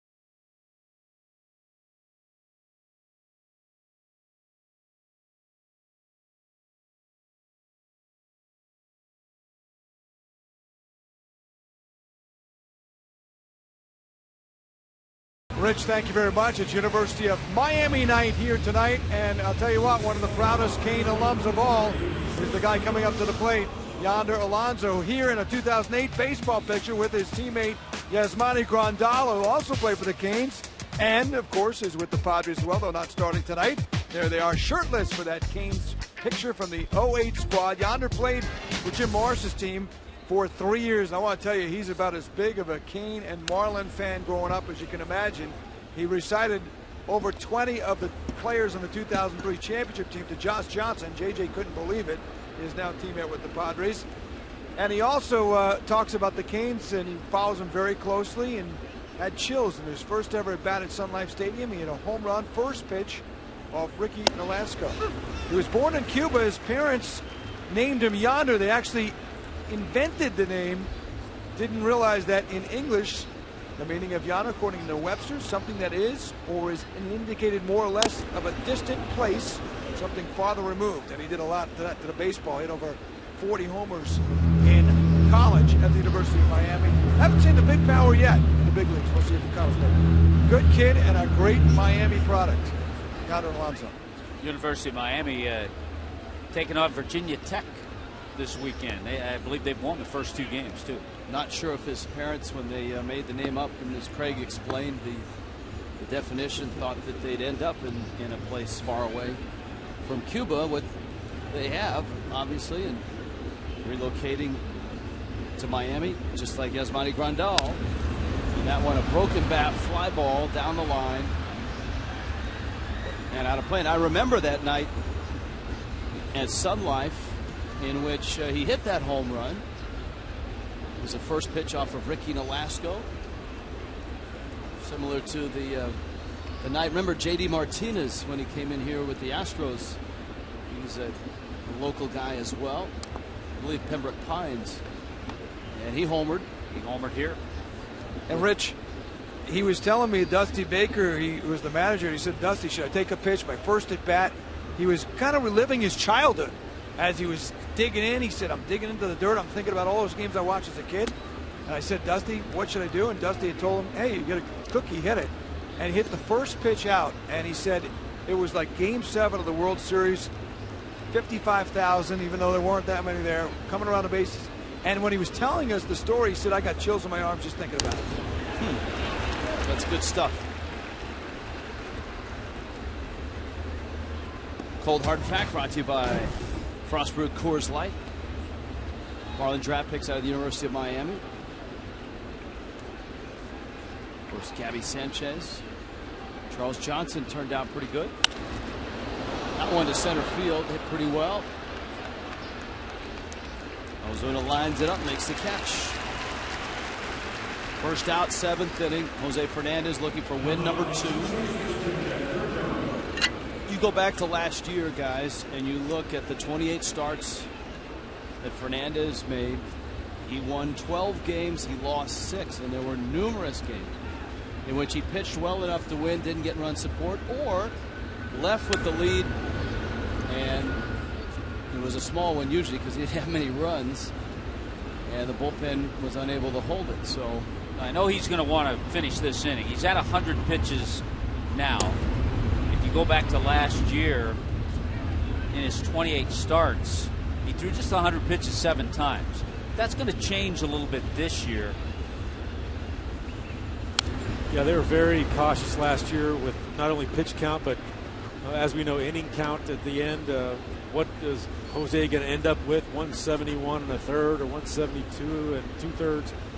But I think they're going to give him a little more leeway this year because of how well he came into camp, how good he's in shape, and another year under his belt.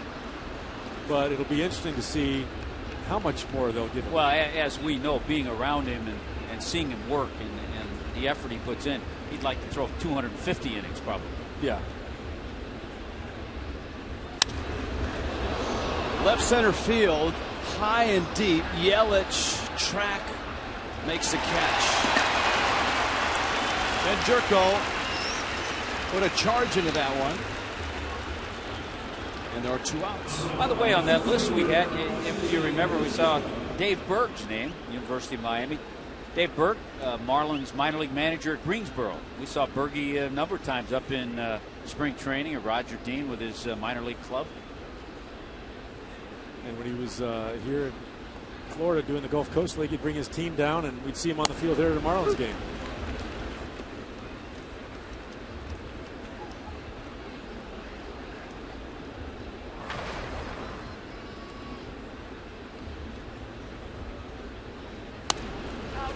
That one pulled foul. The Mets had a dramatic win. Ike Davis. Everyone's been talking about Lucas Duda at first, and Ike Davis has adjusted to being a part-time player.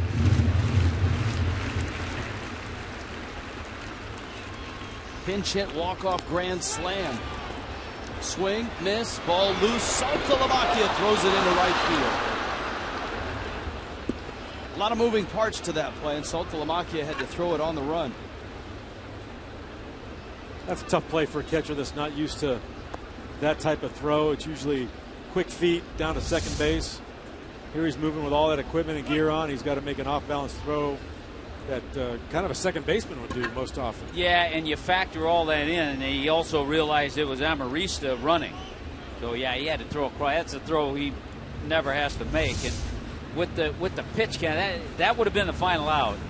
But all of a sudden, the career high for Jose is 109 pitches. And he has almost reached that. He's close to that right now.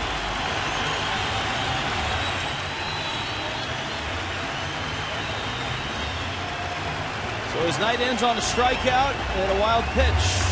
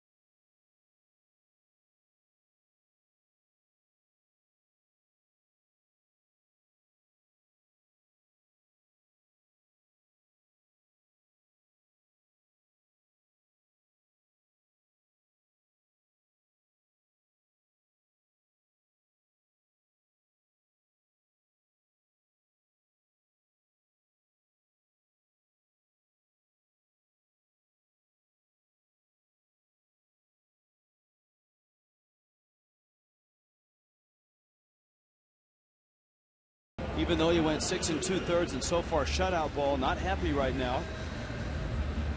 But we've come to see that from Jose. A.J. Ramos takes over. Ramos will face the 8th spot in the order. The runner at first, speed at first. That's Amarista. And a pinch hitter in the box. We're just talking about Yasmani Grandal. And it is Grandal who stands in. Grandal, a career .438 hitter against the Marlins. Now that's just in 16 at bats, but he and Alonso have done a number on the fish since they became big leaguers in Cincinnati, and they were both traded in the same trade to San Diego. That's a strike. 0-1. So Fernandez night is done at 108. Cashier's at 104.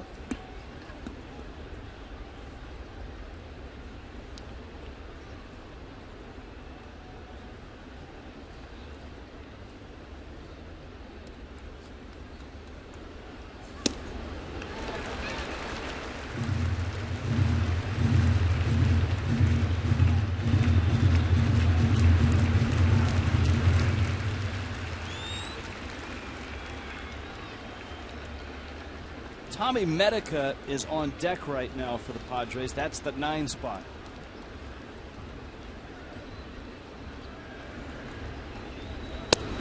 And Ramos misses away. There's a look at Medica. Did I miss someone get up and warm up? I did see some action in the Padres bullpen, so but you would think that they would still be warming up if they're coming into the game. Well, Medica is on deck. Cashier's not a bad hitter. Grandal rolls over on one, fouls it. But you would certainly pinch hit for him if the score stays the Padres down 2-0. But right now the bullpen's pretty quiet. Well, I say quiet when you look at it. It's not quiet down there near the Cleveland there. No. It's funny, you watch Fernandez out of the ball game. Just a minute or two of solitude, and then he's up quickly talking about his night. A.J. Ramos makes a gorgeous pitch. And when we get back, something you didn't know that A.J. Ramos was really good at. Reed Johnson counseling Fernandez right now.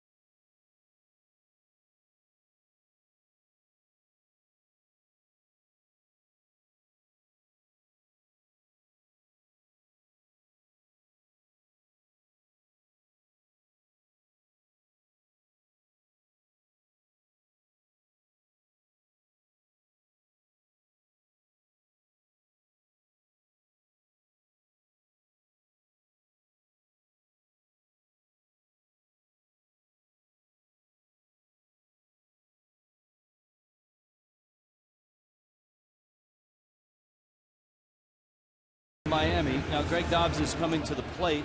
A.J. Ramos had come in relief. There's A.J. Terrific pitch to get out of the inning. Now he read our promos tonight. We were wondering if there were any outtakes. This is what we found.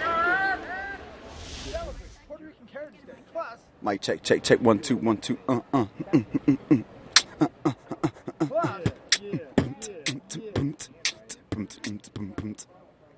Does it work?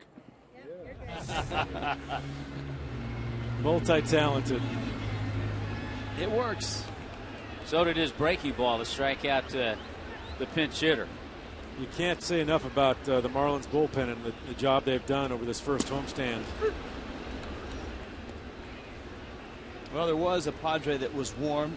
Dale Thayer got ready and then sat down. One of the better mustaches in the game.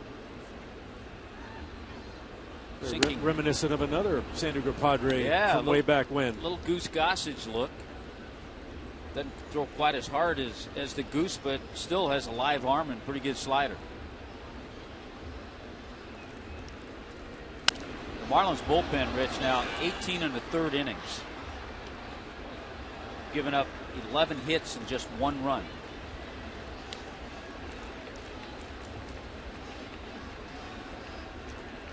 Nick Hundley back behind the plate. So the Padres have used all 3 catchers now. They started Rivera. They pinch hit Grandal. And Hundley is behind the plate. Mike Redmond hopes he doesn't get into that situation. His emergency catcher is Casey McGee right now. I'm sure Casey hopes he doesn't get into that situation either. Who actually had a year quite a few years ago in the minor leagues where he caught 100 games. Dobbs is out.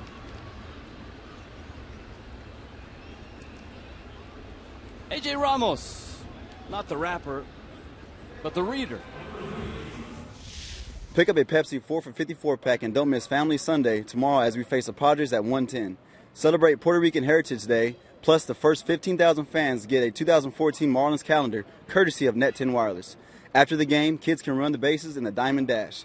Go to Marlins.com for tickets. Terrific job by Ramos on the promos tonight. Got to give him an A+ on the promos. Cabrera will scoop at first base. I also noticed the aggressiveness and confidence as he started to read more and more of it. That's the only outtake we've got. That's as good as it gets. That's a solid outtake. And most outtakes are mistakes, but that was an audition. Let's see if Christian Yelich can get things going. Just 1 hit in his last 16 at bats.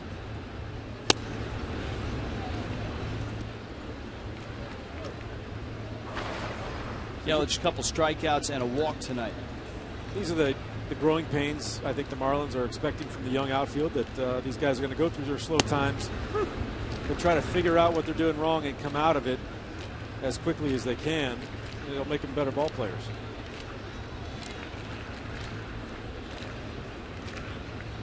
One pitch from Thayer. Foul back to the screen. Well, we talked about all the different aspects of this ball club. The offense is night and day from last year. The young rotation looks like they're picking up where they left off in September. The bullpen has been outstanding as well, and they're going to need Mike Dunn and whoever else comes out of there the rest of the way to hang on. A 2-0 lead in the bottom of the 7th. Yelich trying to get aboard, get Stanton in at bat here. Chopper over the mound. Jerko picks. Yelich beats it. He's faster than you think he is. And an infield hit, and Bud Black ambles out. But as we've seen, managers come out at a leisurely pace, not to argue, but to give the replay folks in their clubhouse a chance to look at the replay.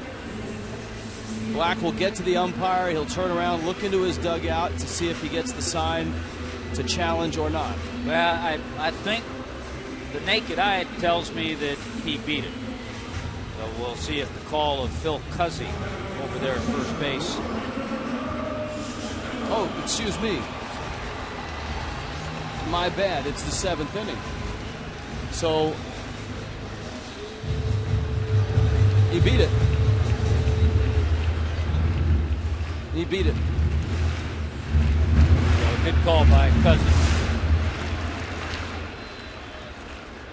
And again, just extending things to allow Stanton to bat with a man on first base. And Stan takes a fastball for a strike.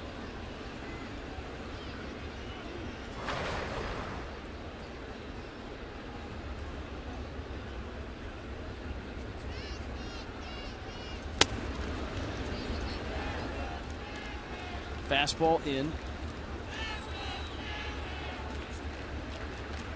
Ball and a strike.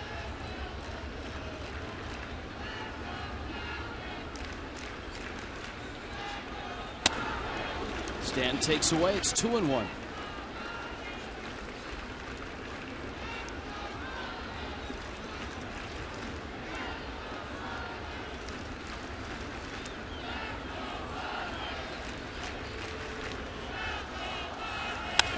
Stan drives it right center field. It's deep and it's off the wall. Yelich races around third. Stanton has driven home run number 3.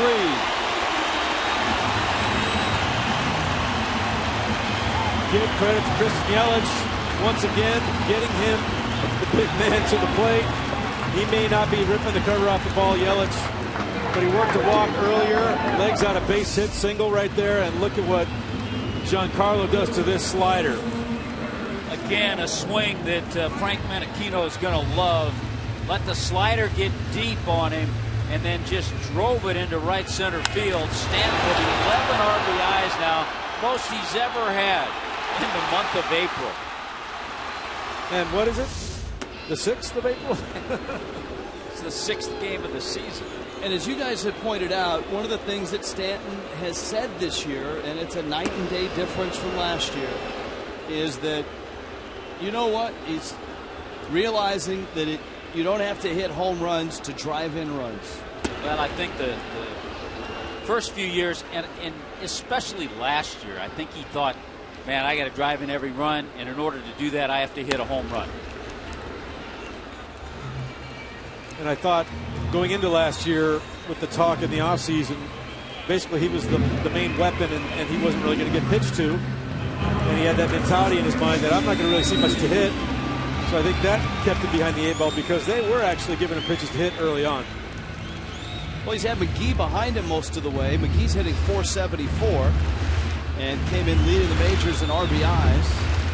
Has hit 4 doubles, including his second inning double tonight. So as you pointed out, Yelich is on in front of Stanton a lot. And McGee has been cashing in when Stanton doesn't. Well, that top of the lineup has been really important. And they've done it without Rafael Furcal, who many people assume the Marlins needed at the top of their lineup to get going. He's probably the most prototypical leadoff hitter that the Marlins have right now. He did that for a long time. He hit in that position for a very long time. And we'll see when he gets healthy. I'm sure he'll be, Mike Redmond will put him in that leadoff spot. Fastball up in, no swing. Toyota Trent, Dale Thayer in relief. Mike Redmond watching carefully. Runs through 5 games in Marlins history. 35, that's updated. Struck him out. High fastball. McGee open for discussion on that. Giancarlo Stanton drives in run number 3. It's 3-0.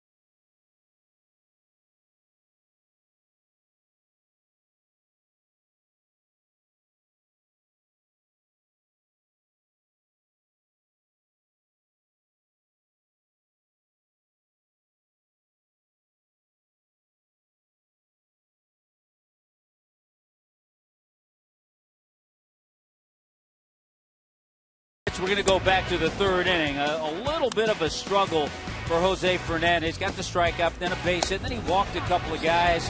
There was a stolen base involved. Then he had a nice visit to the mound from his veteran catcher, Jared Saltalamacchia. Maybe use the changeup a little bit more. There's the changeup. 4-6-3, a great turn by Echeverria. That kept the score 0-0. How about an infield base hit? Tremendous topspin.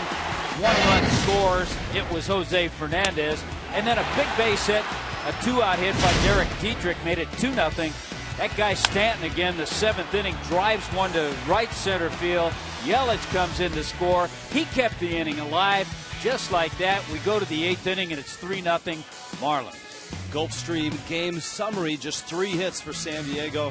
Fernandez, A.J. Ramos, and now to the rest of the bullpen. Mike Dunn is in there. It's University of Miami night, so we have the sort of the University of Miami colored Marlin logos. Jeff Conine is with us tonight, along with Tommy Hutton. Rich Waltz with you. Fun night at the ballpark. Not only did you have the aces on the mound with Fernandez and Cashner, but you have a crowd of 35,000 here in the ballpark on what has been just a glorious night in Miami. Fantastic weather, and Tommy, when you mentioned that Jose Fernandez might have struggled a little bit, and you look at the board, you're like, what? 3 hits, no runs, and a bunch of zeros up there. It seems like, what are you talking about? Over the diving Echeverria into left field. Nick Hundley, who came into the ball game in the double switch. He's in the 9 spot. He singles to lead off the 8th. Well, and the 3 hits, all singles, and 2 of those were infield singles. And one of those was questionable. One of those was questionable. You know what I meant, though. Yes, I do. Okay. Here's Everett Cabrera, switch hitting shortstop, who has 2 of the 4 hits tonight.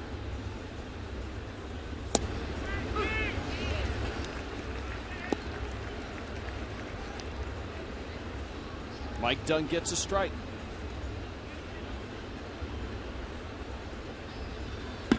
Mike Redmond would love to see Dunn handle the 8th, then turn the 9th over to Steve Cishek. Padres bullpen is active right now. Ramos faced 1 hitter, and he struck out Grandal to finish off the 7th.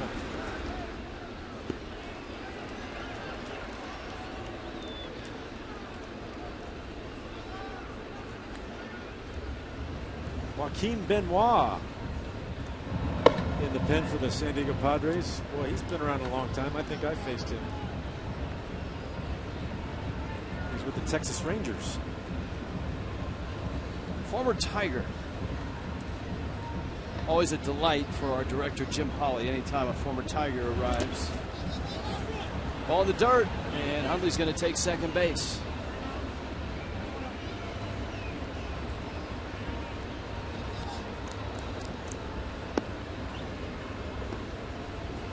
Well, right now, Mike Dunn trying to get into that groove the way the rest of the bullpen has. The only run that the bullpen has allowed this year was a Mike Dunn run in the second game of the series, of the season. So sometimes those relievers don't get used a whole lot. You have to get into that rhythm, get into a little bit of a groove.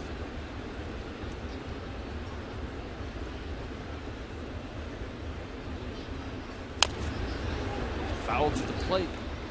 Padres in the offseason spent some money, and they spent a good chunk of that money on pitching. Joaquin Benoit got 2 years, $16 million. So 2 years at $8 million apiece for Benoit, and then of course $8 million for 1 year of Josh Johnson. Yeah, we kind of had some fun with that. The Padres giving JJ that 1 year contract for $8 million. The Marlins starting 5. You go from Jose to Evaldi to Henderson Alvarez, Jacob Turner, and Tom Kohler combined are making about $3.7 million. So very good shopping. Pretty good return on your investment there. Very good.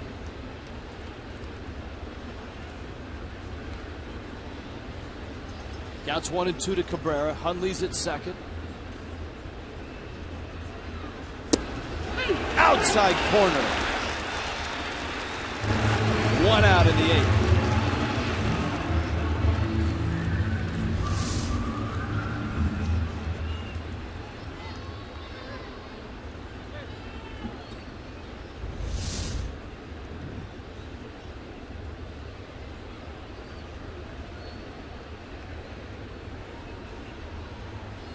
Padres, like you said, spending on pitching. At Josh Johnson, in his time when he was healthy, one of the best pitchers in the National League. I think they were hoping that he'd be healthy this year, and $8 million would be a bargain if he was any shade of what he was before. And you know what? In talking to Omar Minaya, former Mets general manager, who's the assistant general manager in San Diego, he said that the forearm strain doesn't seem to be serious, and if they could get 5 healthy months out of Josh Johnson, they'd be quite pleased. And if he pitches like he did in the spring, he was really good in the spring. Yeah, I actually talked to a couple scouts who saw him pitch in the spring, and they said he was really throwing the ball well.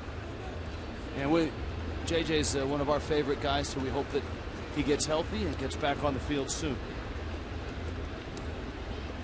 I ran into him this winter. That's right, in Vegas. Yes. But not in a casino. No. He has courtside seats for the UNLV games.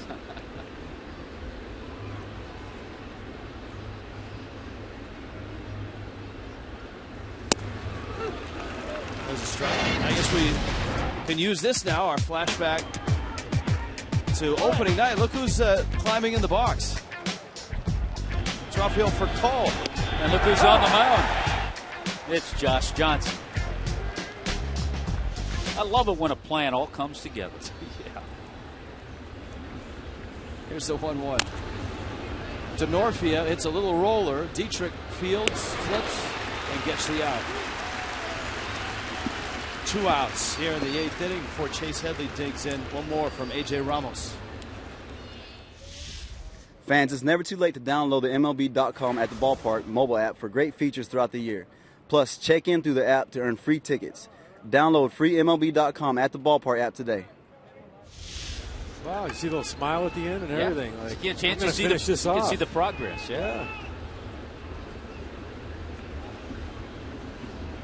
I know during the course of the season we will visit with guys in the bullpen. I'm going to go out on a limb right now and say the first guy we should visit with is A.J. Ramos, because I'd love to talk to him during a game. As long as we can keep away from the shower of sunflower seeds.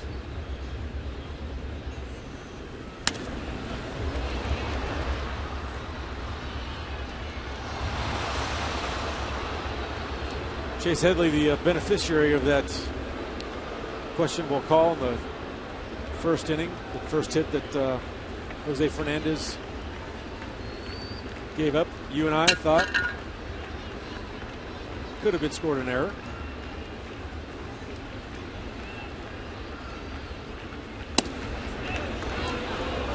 That chopper to second took Dietrich a couple of steps on the grass.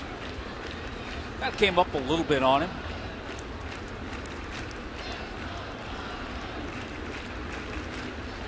That was a base hit. Then Dietrich was actually charged with a throwing error that we both thought the error should have been charged to Garrett Jones at first base, who dropped the ball. Yeah. But Niner, what do we know? We've got the benefit of slow motion instant replay. That's right.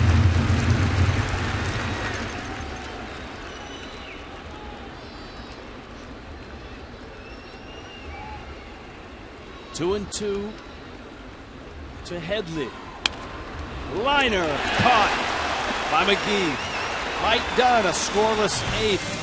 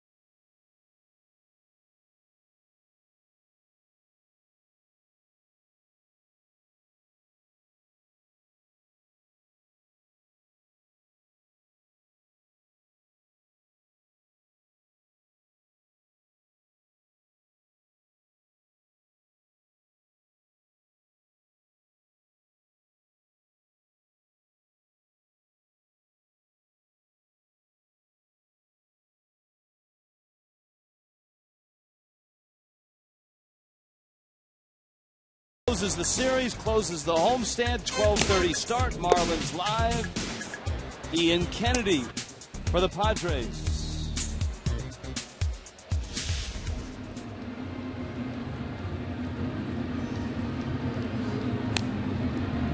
Marlins Park tonight. 35,000 here tonight to watch the Marlins and the Padres, to watch the two aces go at each other. Jose Fernandez and Andrew Cashner. It's Fernandez and the Marlins, who have a 3-0 lead in the bottom of the 8th. Chris Denorfia stays in the ball game, and he'll be in right field. And we talked about the affluent middle reliever, Joaquin Benoit. I guess setup man is the better way to call him. That's a pretty good coin for a setup man. Wow. I mean, he was a closer last year. He had 23 saves for the Tigers last year.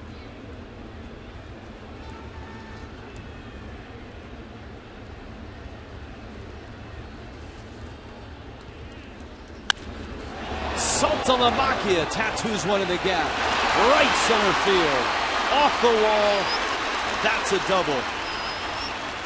Last year, he had 40 doubles on the world champs, the Red Sox. And that's his third already this year. He finds those gaps, and that's a great way to take advantage of this ballpark. And you would think, and half the field in Boston is not really conducive to doubles. Obviously, a left-hand hitter's got a lot more room out in right field, but he can use the whole field here. And I would expect a lot of extra base hits this year from Joe. Padres still have a decorated closer in Houston Street. Benoit setting up. And here is Dietrich. That's why the loss of Quinton and even Maven hurt so much, because San Diego really lacked offense, much like the Marlins. The Marlins worse than the Padres, but the Padres weren't much better last year. And just to lose those bats, they added arms.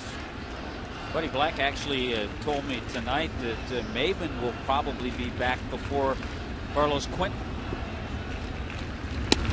But you're right, two key components to that offense.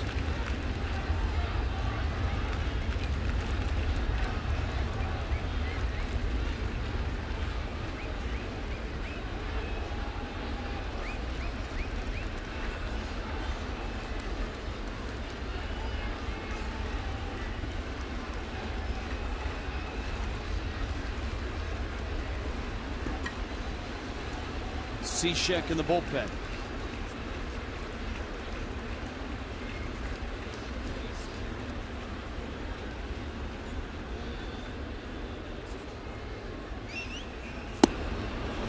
Dietrich swings and misses at a changeup. Yeah, he has good changeup. Fastball, changeup, mix in a slider, but his changeup's pretty good. In this situation, Tommy, what would you like to see Dietrich do? You want him to try and get the guy over, get Saltalamacchia over to third base? Yeah, I don't mind it. I mean, he's a left-handed hitter, too. And, you know, if he pulls the ball, might pull a base hit.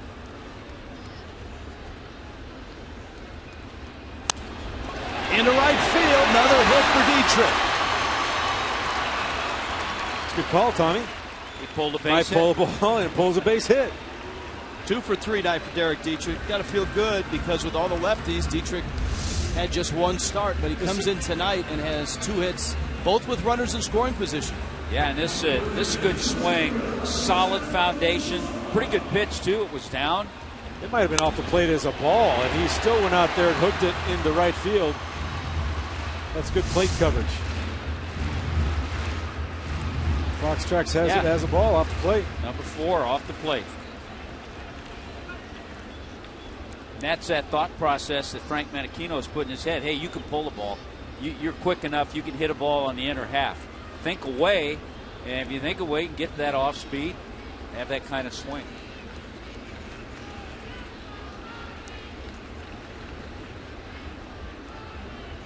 That's where he's been great. If you are a pull hitter, then look for something inside so that you can pull. You're not going to be an outside fastball guy that's taking the other way, and vice versa. If you're a opposite field type hitter, look for that pitch. Don't try to do something you're not comfortable or capable of doing.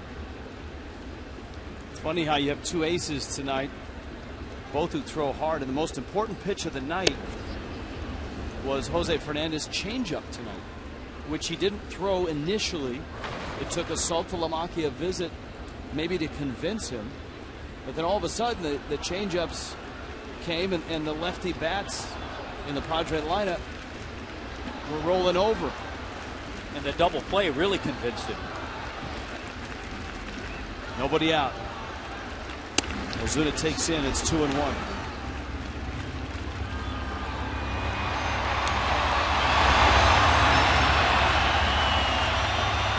I think we've seen such a huge improvement in the Marlins this year is getting the guy in from third base. Last year really struggled with that. We've seen numerous sac flies that we didn't see for probably a month at a time last year. A lot of guys stranded. Situational hitting. Again, it's part of the process of the positive thinking that Mike Redmond tried to instill. Use this ballpark. As Ozuna stands there, he's got the infield in, looking at shallow double play depth. He should be looking for a pitch up that he could drive out to the outfield for at least a fly ball. Then he could score the runner from third.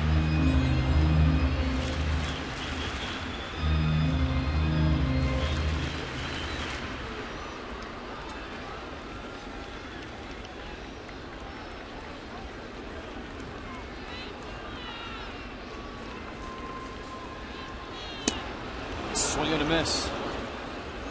And so Ozuna with the count now at 3-2. Carlos Marmol. If the Marlins crack this thing open, it's probably Marmol you'll see. If it stays 3 as far as the lead, then it's more than likely Cishek.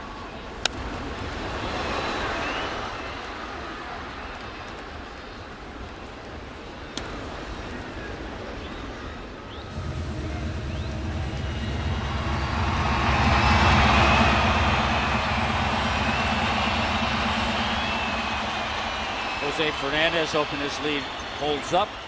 It would then take him to 11-0 in his career at Marlins Park. His ERA at home already is at 1.14, going back to his Rookie of the Year season last year. It's what, 17 starts? In the dirt, and that's a walk. Reed Johnson coming up. Joaquin Benoit has worked himself into a bases loaded, nobody out spot. And Johnson gets the pinch hitting call in the 9 spot.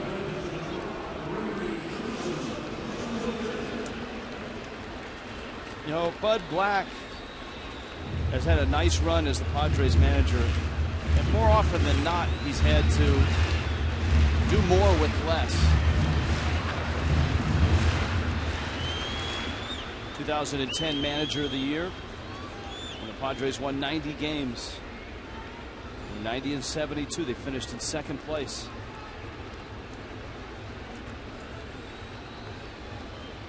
See Dave Roberts behind him. His bench coach. Infield's in. And a strike.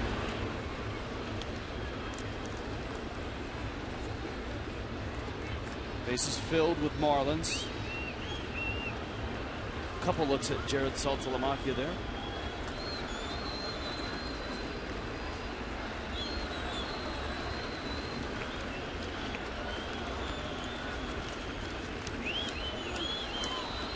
Ozuna at first, Dietrich at second.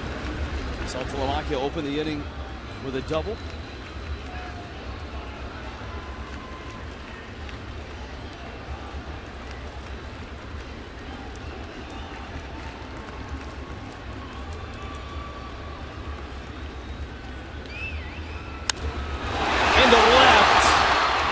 There by Smith, tagging and scoring is Saltalamacchia. What a great at bat by Reed Johnson off the bench. What a great addition he's been to this team. Not only offensively off the bench, a little pretty good pop for a right-handed hitter.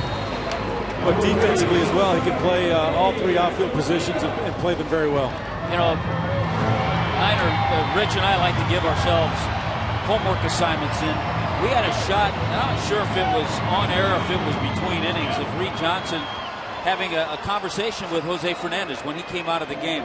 And I'm really interested and curious to what they were talking about. There it is. A veteran guy. And that's one of those things you really like to see. Absolutely. Well, there's two things there. There's one, Johnson talking to him, and there's two, Fernandez listening to Johnson. Because that doesn't always happen when the young hotshot rookie of the year is being counseled by a guy who's a bench player. But to Jose's credit, he's wise beyond his years.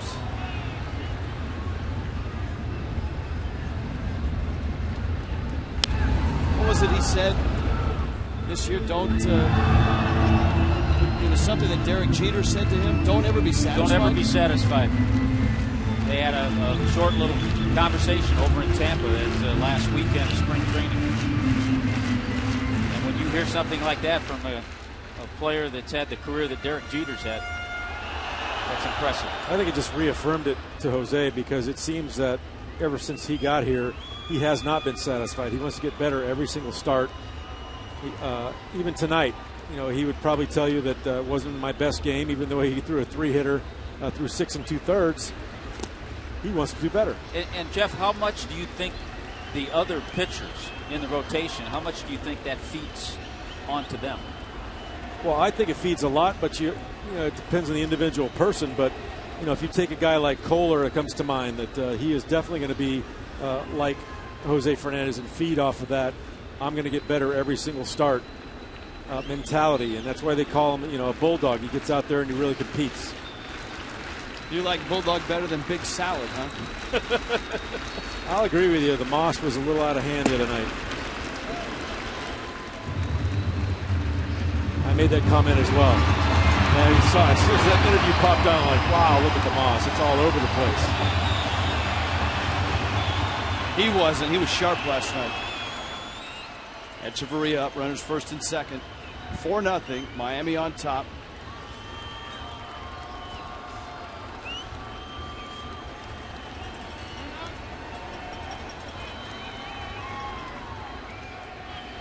They're kind of in between now. Cishek can calm down. Marmol will stay heated up.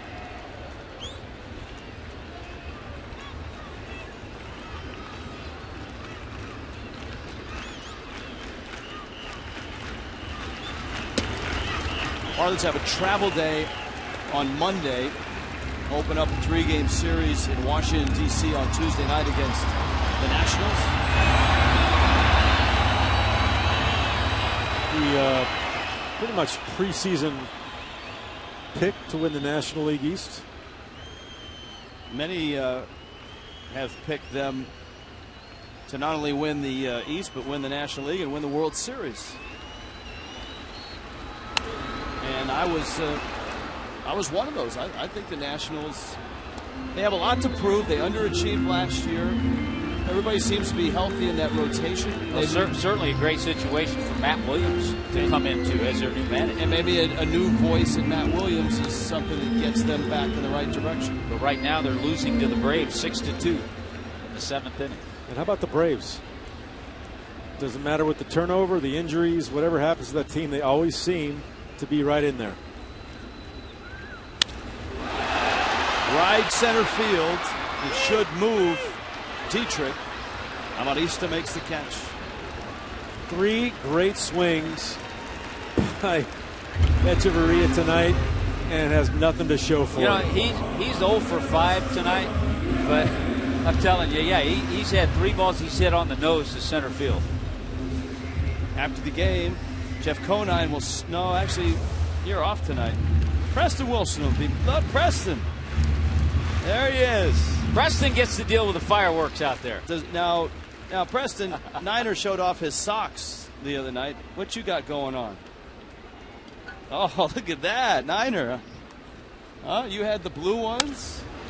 Up the middle. Into center field, base hit. Yelich chases home Dietrich.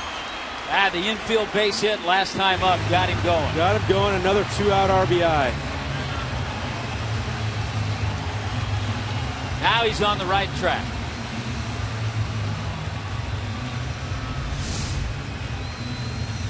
Great balance. Let the ball travel. Didn't try to do too much. Just hit it right up the middle. Get that guy in from third base. All we needed was a single. And that's a typical Christian Yelich swing. That's got to feel good for him. Padres going to their bullpen. Bud Black is out to make a change. Benoit exits. 5-0 Fish.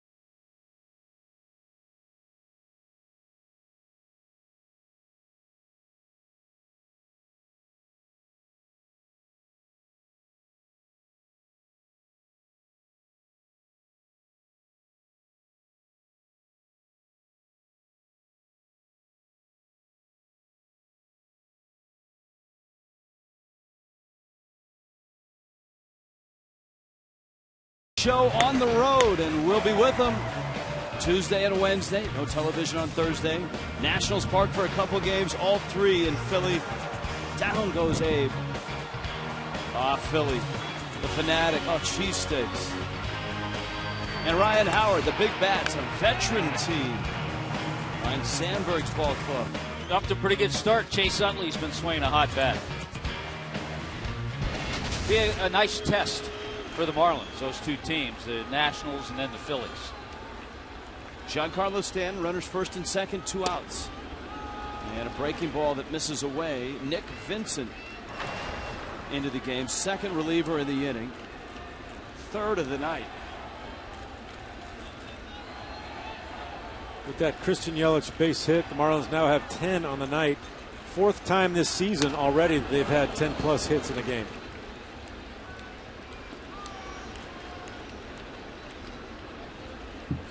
Mr. Stanton and Giancarlo's aunt. As Stanton said the other day, I always seem to hit well when my dad's around. Maybe we could convince him to come to Washington, D.C. and Philadelphia. Although the way he's going right now, guys, I think he's fine regardless. He's had the best spring that we've seen him have. Healthiest spring we've seen him have. And the best mobility, the healthiest spring. And it's, hey, Rich, very good news. Yes. His dad told me they are changing plans yesterday, he told me. And they may, in fact, fly to D.C. instead of go back to California tomorrow, which was their original plan. There you go. They can. You got an extra rollaway, right, Craig? Absolutely.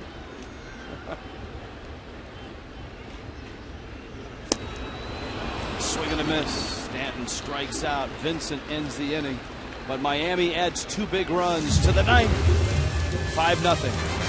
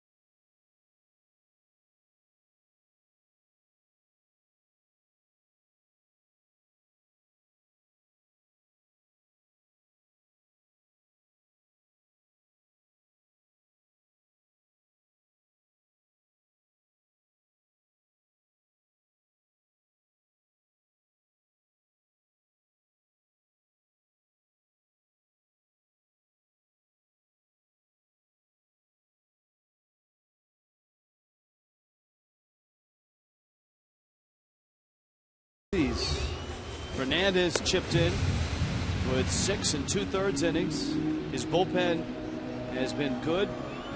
A.J. Ramos, Mike Dunn, and now Carlos Marmol with a 5-0 lead. And a chance for the Marlins to get out of the gates at 5-1. Marmol's been terrific this year in his 2 games.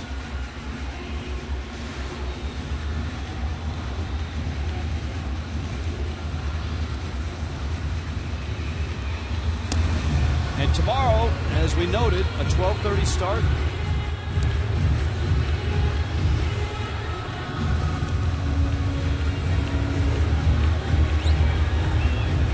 Well, Marmol's been a part of that bullpen that has been so tremendous, and it was good to see Mike Dunn have his inning after he gave up a leadoff base hit, settled in, and retired the next 3 hitters. Ian Kennedy will be the opponent of Nathan Eovaldi. Marlins and Padres, 1 o'clock game time, 12:30 start. Marlins live right here on Fox Sports Florida. Rich Waltz, Jeff Conine, and Tommy Hutton on a gorgeous night. Roof open, pleasant temperatures, 35,000 here tonight. Big night, University of Miami night. Marmol misses high with a fastball. Seth Smith. Now, you've seen Marmol over the years, as we all have. What's been the biggest the difference, little difference that you've seen? I think what I've seen so far is the consistency of delivery and him able to put it in the strike zone. He's always had control issues. He's always had one of the best sliders in the game. When he was closing for the Chicago Cubs, it was devastating. He would have 70, 80 innings and 150 strikeouts. So I think what I've seen is just throwing strikes. If this guy throws strikes with the stuff he has, he's going to be very successful. Marmol at 95 miles an hour. Well, there's an example there with a 95-mile-an-hour fastball that isn't straight. Got movement.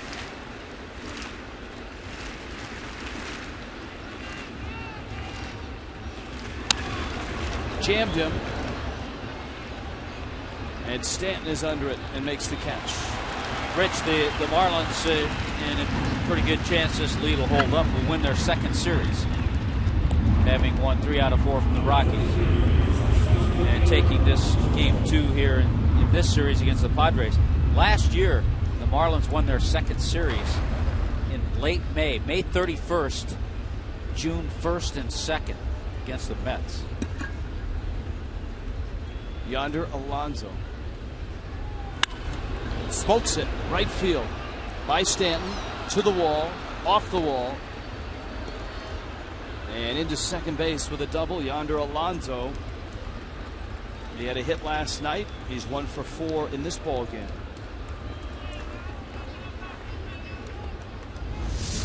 Alonso's the kind of hitter. I think if you're a Padre fan and you expect 25 or 30 home runs, you're not going to get it.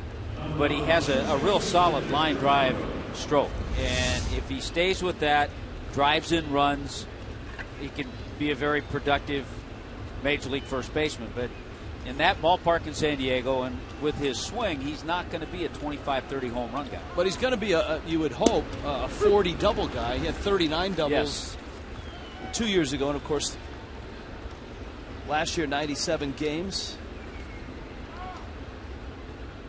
Healthy this year.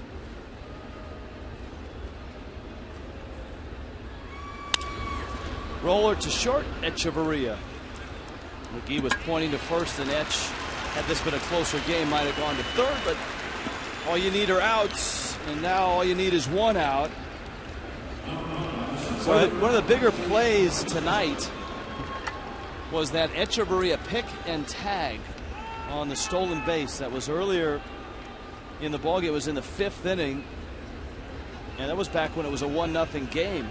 Rich, and also, if you look into the game, we talk about the hits and all that, his turn of that double play, when Headley rolled over on the changeup, the way Echeverria turned that double play. So he's been 0 for 5, hit the ball hard, but he's made some good defensive plays.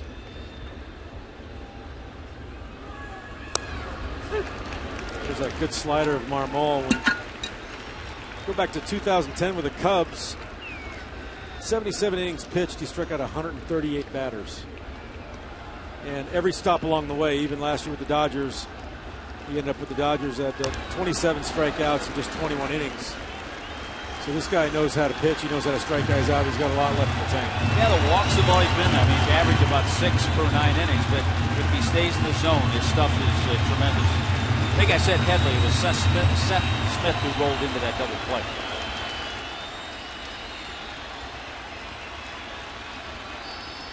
Big fan of the masked Marmol there. I was going to say, was that...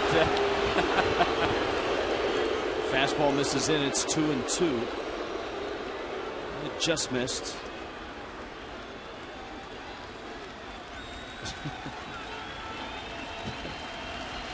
Like it. Built for speed. 2-2 coming. And it's outside. You were talking about how far the breaking ball comes from Marmol. With Fernandez, we talked about lateral movement and that sports vision stat. He had the best lateral movement in the game. I'll bet you Marmol's slider's got good lateral movement as well. Yes, it does. Unfortunately, I know firsthand, seeing it from the batter's box. 3-2. Jam shot fouled off. He also looks, and I just thought of this because you've been in there, the batter's box against him. His delivery looks funky. It looks like he's hard to pick up. Yeah, he's got a lot going on. Yeah. He's got a very pronounced arm action behind, in front. So you've got a lot of calculating to know where that release point's going to be. He's in a great spot, too. And I think that's one of the things that the Marlins saw when he went to Los Angeles and wasn't in the closing role in the back end, how well he pitched. Obviously, they followed him in winter ball all the way through the Caribbean World Series. And with Cishek, the Marlins didn't need a closer, but he was available as a setup guy. This is outside. He's working with a pretty extensive net here, so to speak, with a 5-run lead in the 9th. And that was a nice at-bat by Amarista.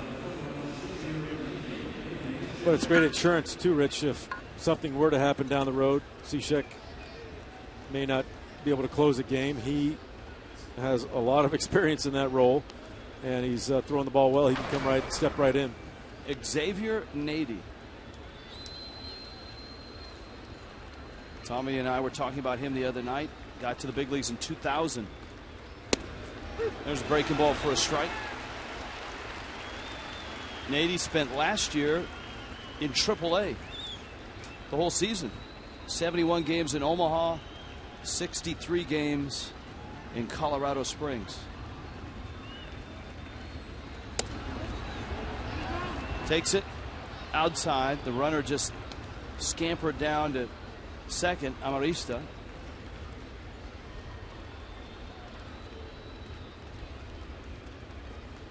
Padres at second and third, 2 outs. 9th inning.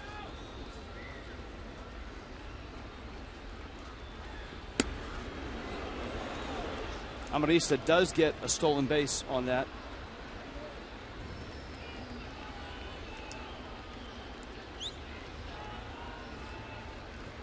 Well, Cishek has to get ready.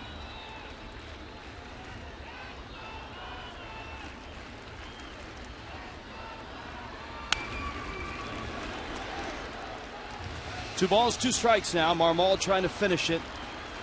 Marlins trying to shut out the Padres. Big boisterous crowd tonight. Fernandez a chance to go 2-0. Keep that incredible run at home going. Breaking ball, ground ball. Dietrich has it. Ball game.